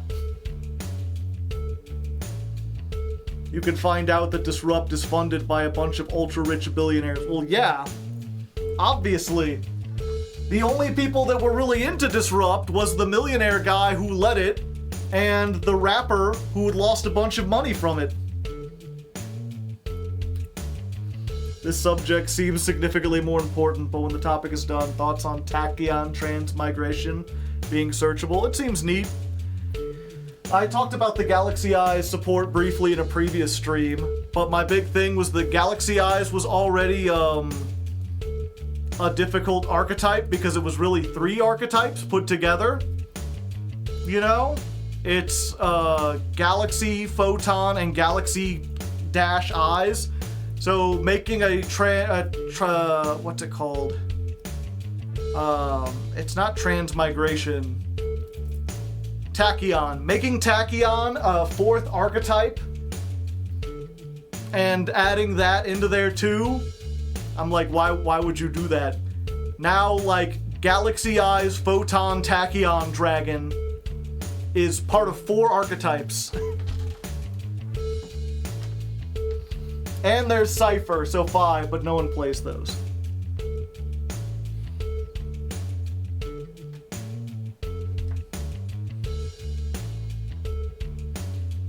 But yeah, it's, I guess what it comes down to is, you know, I still don't believe Advance is right. I still think they're in the wrong for nuking all those people. But I don't feel like whatever Disrupt was doing was going to put an end to that or take it down in any meaningful way. So while I disagree with Advance, the state, in this case, it's true that like it's not true that the enemy of my enemy is my friend. You know, if my enemy is what was it? If the enemy of my enemy is really stupid and is just gonna get a bunch of people killed doing something that won't accomplish anything, I don't really consider them a friend. Everything except the nuke. That, and, you know, again, there's the whole euthanasia thing. It started good and it's clearly gone bad. It's one of those things where if I had any kind of democratic say in this government, I'd be like, we need to walk things back. We've clearly gone too far. But unfortunately, it seems like elections have stopped for some reason. Very strange.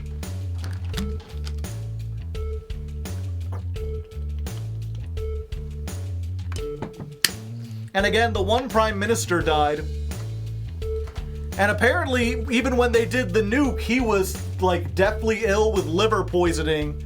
So whether or not he actually had any kind of say in that is hard to say.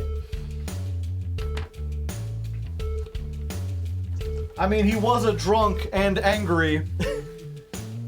But having 2 people in charge is better than 1 person in charge, you know?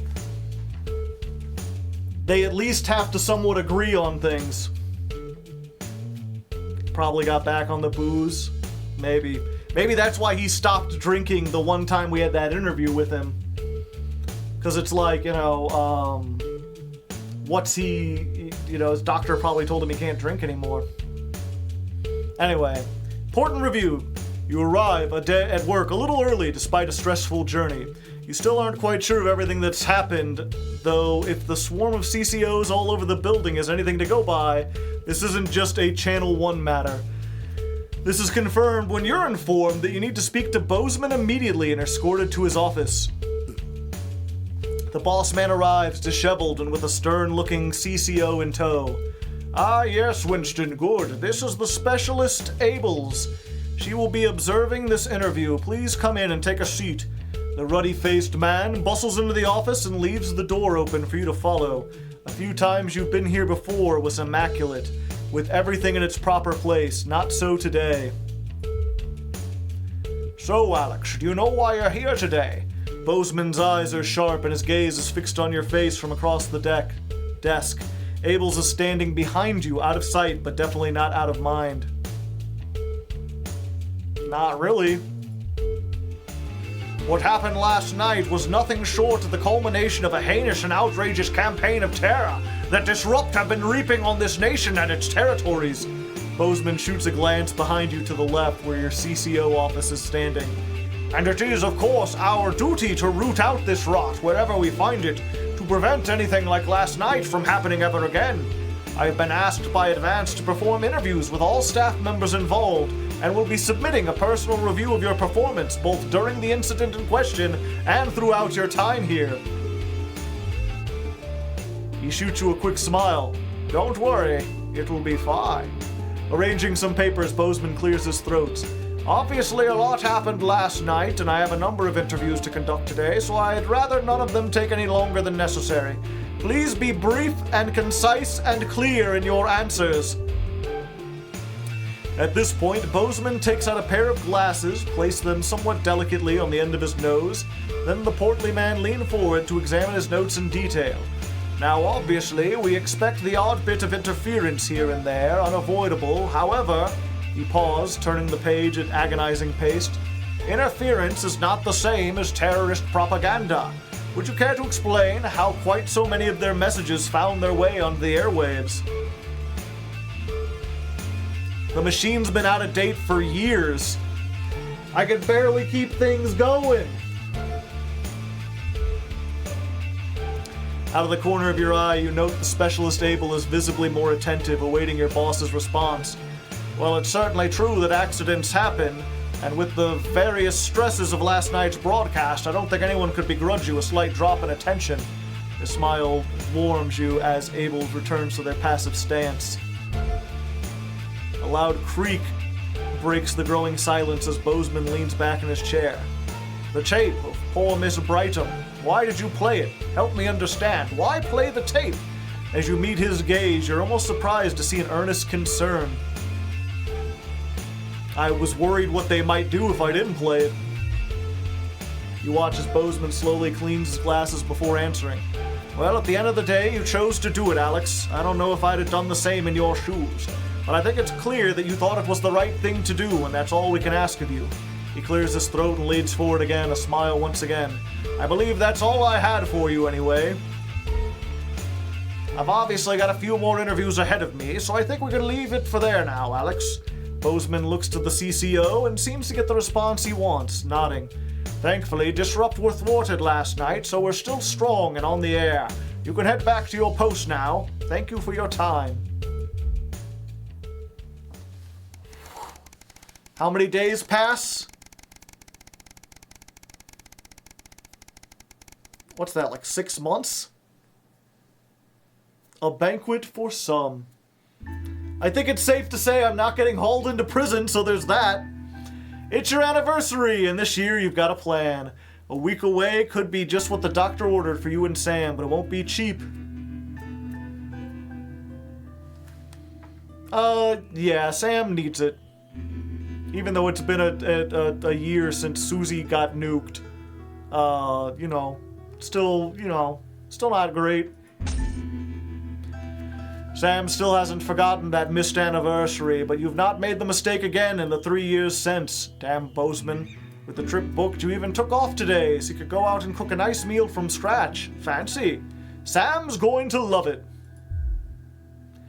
Even you and Chris seem to be on the same page for the first time in years. Maybe it's been long enough for them to forgive you, or maybe they've decided that they were unfair to ask you, but either way, you're grateful for the newfound peace. They even helped you clean up the house today. When Sam gets back from work, it'll be pristine. As Sam steps into the hallway, you're waiting in the doorway to the kitchen, dressed to the nines and acting as nonchalant as possible. Alex, what is all this? Oh my god, did you clean? And what's that smell? They give you a quick kiss as they step past you to the kitchen, where the banquet is laid out, candles lit, with Chris and Charlie standing quietly by, grinning. Who's Charlie? Happy anniversary, Sam. Happy anniversary! Comes the chorus from your two cheerleaders as Sam turns to you, smiling with tears in their eyes. Alex, it's perfect! Sam rushes over and kisses you softly, only breaking off when you get a less subtle cough from Charlie. So I got officially accepted in the Community Cohesion Management Program, Charlie bursts out. And that's our cue. Come on, Charlie, time for us to go. Have fun, you two. Chris, thank you. You're welcome. I should get back to our own dinner. You can grill Charlie when he's back tomorrow, as in not tonight. See ya. With a wink, they finish ushering Charlie out of the house. Charlie was my son. I guess who's the other one? Why, thank you, Sam says, taking a seat and grinning at you. So Charlie's been busy. They shake their head as you take your own seat. Tomorrow, for now, you really didn't have to do all this, Alex. I know. I wanted to. I love you too, they breathe, admiring the panoply of food. Panoply? I've never heard that before. You've prepared for them? Chat, look up panoply. Get a definition in chat for me. Now, where on earth do I begin? They laugh as you pour the first glass of champagne for the evening. You're very lucky to have such a wonderful family.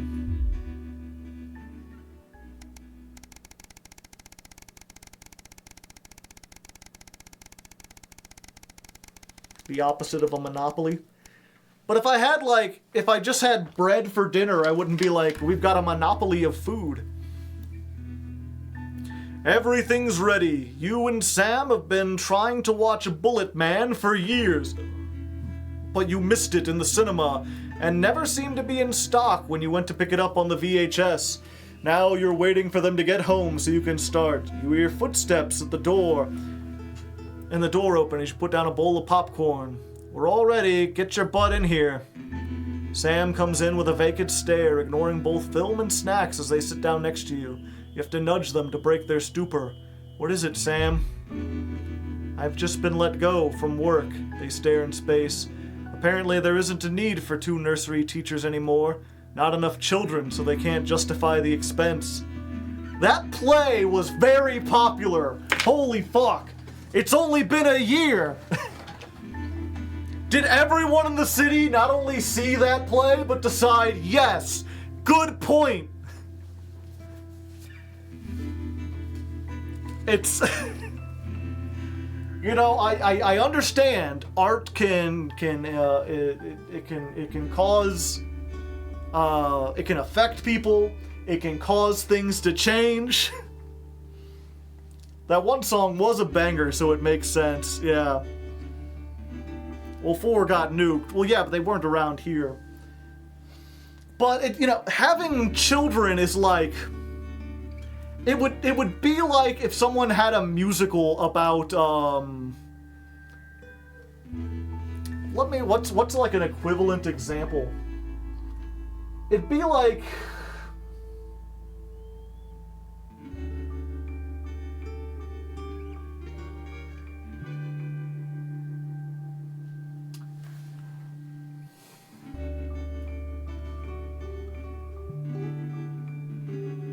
It'd be like if there was a musical about why being alone was so great. Where they were like, you don't need friends, you don't need a social life, that's all just a waste of time. All you need is yourself. And within, 2 years, everyone in the city was friendless. Or, so many people were friendless that, they had to close down the restaurants, there aren't enough people going out to hang out anymore. Oh, we had to close down the parks. Having children is on par with, creating social connections with people in terms of it's something that every society in the history of the world, people have had an innate desire to do that. I don't think that, like, a single play is really gonna, like, snuff out that to the point that it does this.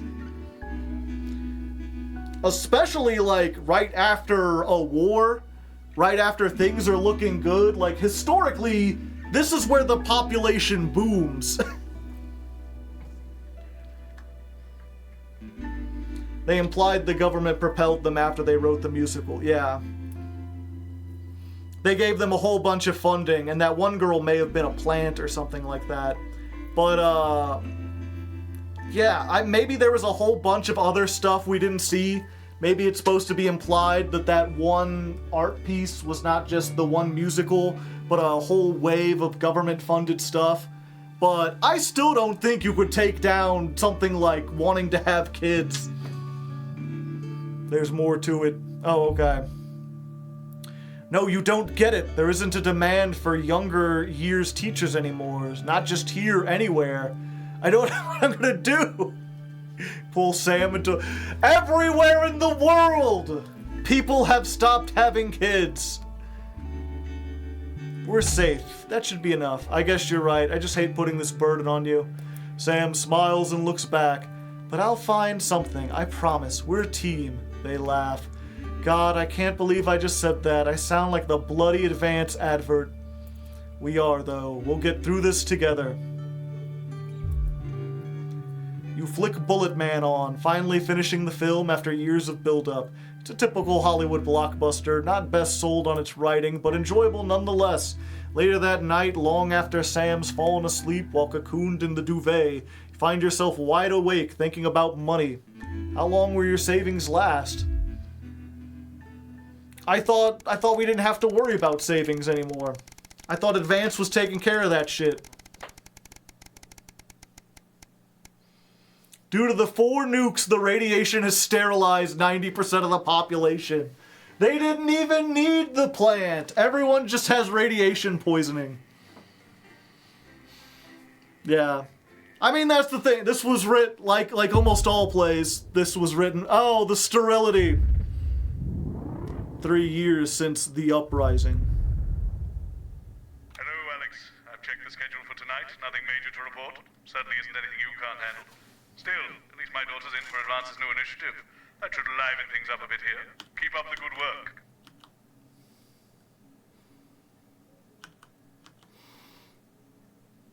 It's gray out. At least they took out the old overheating stuff. So things did have... And yeah, I think I said we were going to do one, but now we're at the 4-hour mark. So I think we're going to call it there. I don't want to have to go through another, like, hour-long segment. Somewhere, an antinatalism mod, yeah.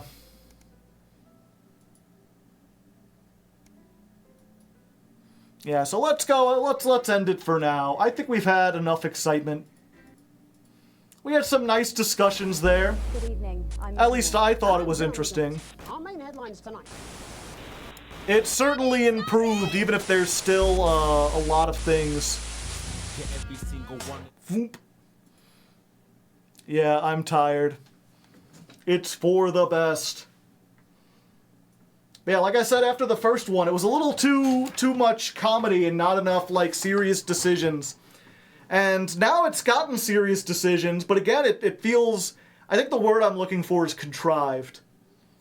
It's like, you know, it feels very much like one of those choices where, like, what if you found the perfect girl, but... and she was willing to... You found the perfect girl, and she was willing to date you and love you, and all these good things, but, she kicks puppies every day, just, like, bashes their little heads in, and no matter what you say could convince her, she's just gonna keep buying puppies and kicking their brains in. It's like, well, that doesn't feel like a realistic situation at all. It's very much like... I feel like they could have done a little better job of, like, you know, making Advance look bad without having them nuke a whole bunch of people. I feel like you could have had, I feel like you could have had the other side make a better argument without resorting to Alex Jones, too. Or the Alex Jones. Like, even if they tried to, like, get him back, it was the fact that you heard him earlier being like, well, I don't believe any of this shit, but, you know, I'm getting paid. It's like, well, I never felt like I could trust him. Only at the very end where he's literally about to die was I like, I think he believes his own stuff.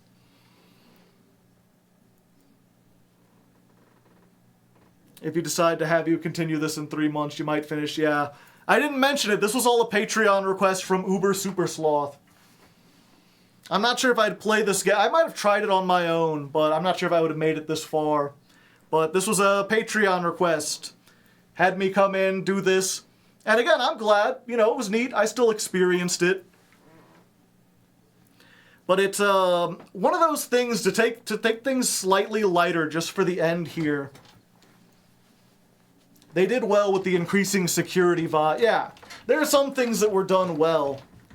But it's one of the things I realized in playing Baldur's Gate was that, you know, in terms of interactivity with games, Baldur's Gate is an excellent thing of, like, there is so much you can do in that game in terms of, like, picking up objects, moving things around, what the designers of Deus Ex would call emergent gameplay, where the game gives you a bunch of systems and mechanics that work consistently, and then they're like, solve this problem. And there's clearly like 1 or 2 ways to solve the problem, but you could figure it out your own way by doing really off-the-wall stuff, simply using their mechanics. Using their mechanics to solve the problem in a way that the designers didn't intend to. And I feel like when it comes to puzzles, when it comes to combat encounters, when it comes to physical actions, we're getting to a point with games where we can do a really, really good job at that. But when it comes to dialogue and discussion and saying things, we are still light years away from anything we're approaching like an actual human conversation. That's why I love that game. Yeah, that was the problem. If you missed my my playthrough of Baldur's Gate, I did the first 3 episodes on stream and I uploaded those to the channel. And the you know, as far as my first character was a guy who didn't know anything and liked to punch a lot of stuff. And with their mechanics, I was able to use that to do all sorts of stuff. Absolutely, like, broke the game. And Baldur's Gate was amazing in that, like, I kept trying to break it. And throughout most of my experience, the game had, like, contingencies for, okay, what happens if you sneak into this place and punch the boss to death without talking to any of the people around the quest? Like, there's specific lines mentioning stuff like that. But then, after I beat the game, I went back and I was like, you know, I played, I solved a lot of problems with my fists. I want to play a high charisma, high intelligence character and see how well I can talk my way out of situations. And I was almost immediately disappointed in how little there was in terms of, like, I would interact with someone and I'd basically have, like, you know, 3 default options and then, like, an intelligence option and a charisma option. But those weren't, like, I'm sitting there, like, I feel like I should be able to use intelligence to make this point, but I can't. When it comes to dialogue, you can't come up with a solution that the game designer didn't think of. You can only type in their pre-recorded responses because they have to have, you know, pre-recorded responses to them. It's one of those things where, like, you would really almost need, like, a very advanced AI. But even AI, I think, is not to the point where it can play a consistent character and it can develop the story around, you know, oh, let's say I convince this character of this by making a very good argument. You know, how would the game change if the bad guy just gave up their plot? Don't use chatbot to DM for you. Yeah. That's the real thing, is what you need to do that is like a DM. You could do it in real life, playing like a role-playing game with your friends. But I don't know how you could do that with without another person at the other end. It's going to end up yeah. Current AI, that's beyond their tactics. People have tried. I've seen games that are trying to do that, but it just doesn't work. And the thing is, like, I think in order for something like that to work, you would still have to write, like you would basically need it so that you could tell an AI, like, here's the entire history of this character. Here's all the people they know and all the things that they've done in their lifetime. And here are the rules of society. And, like, you would have to basically train them to be a person. And then be like, you know, play this role. Give it 100 years. That's the thing about AI. And this is another tangent within a tangent. But I was talking to my parents about this. And I'm like, the crazy thing about AI is that, like, when there are technological advances, like the internet, I remember when the internet was still fairly new, and there were people like, this is just a fad, it'll never last. And there were people like, this is just the start, it's only going to get better.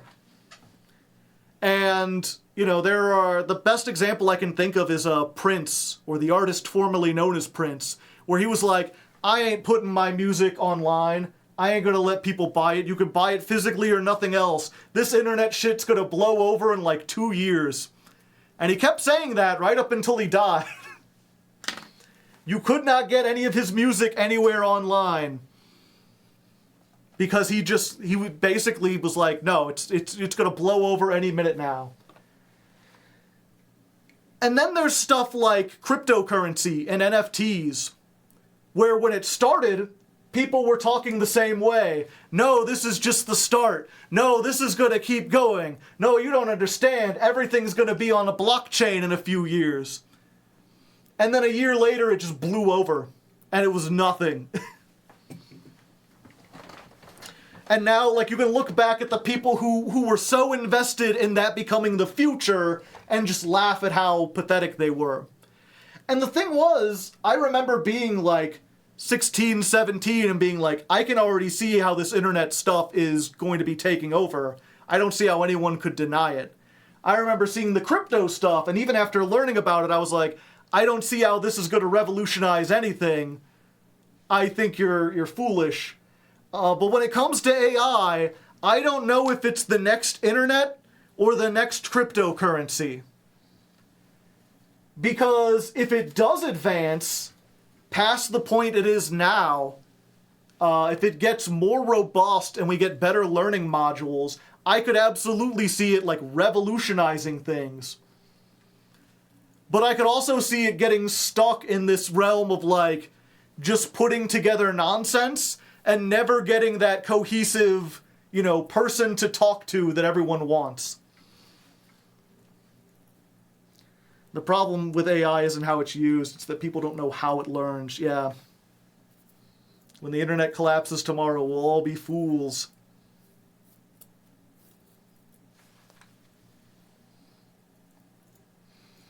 Yeah, the issue is how much freedom do you want to give your players? That too. There's a thing like when you're sitting in front of someone in a DM game, you know, if they're like, I want to go off on my own and do this thing, normally you'll be like, no, there are other people here, we need to play the game, I'm not going to allow you to just go completely off script. But if you make it a video, like a single player video game, the character's going to be like, I want to keep walking into the West. You told me to go in the city, I want to go into the wilderness, and I want to keep walking for as long as I can. I want to go as far away from the troubles as possible. And they're going to want to explore, and as soon as they run into any kind of barrier where it's like, no, you're not allowed to, they're going to be like, this isn't real freedom.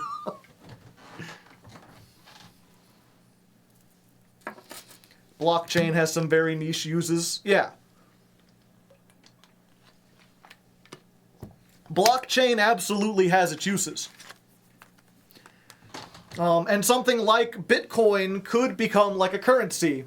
But it would have to be managed by a central location, I feel like. It's easier to make a game where your character is a character. Dragon Age Origins kinds of covers this. You're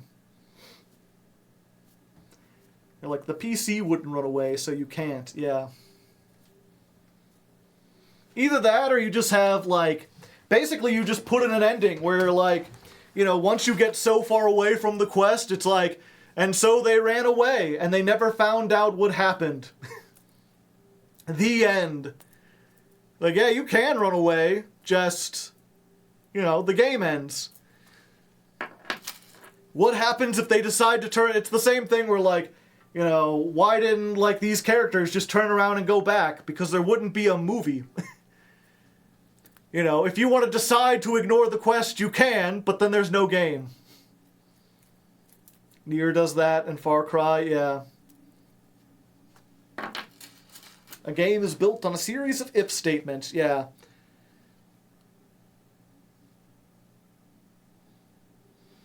But yeah, all of that is to say, you know, when it comes to this game, I get what it's trying to do, but it just lacks the subtlety that a real-life situation would have.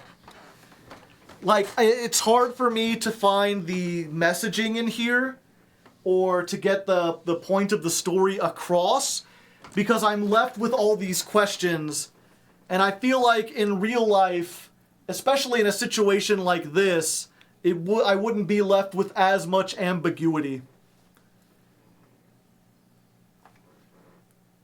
And as a result, I find myself making a bunch of decisions based on things a lot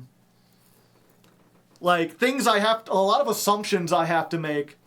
And because this is a game, then any negative consequences feel like punishment from the game developers. It's like, oh, you like Advance so much, well, they just nuked 4 cities. How do you feel about that now? That's your fault. And I'm like, how could I have possibly have known that, given the information I had?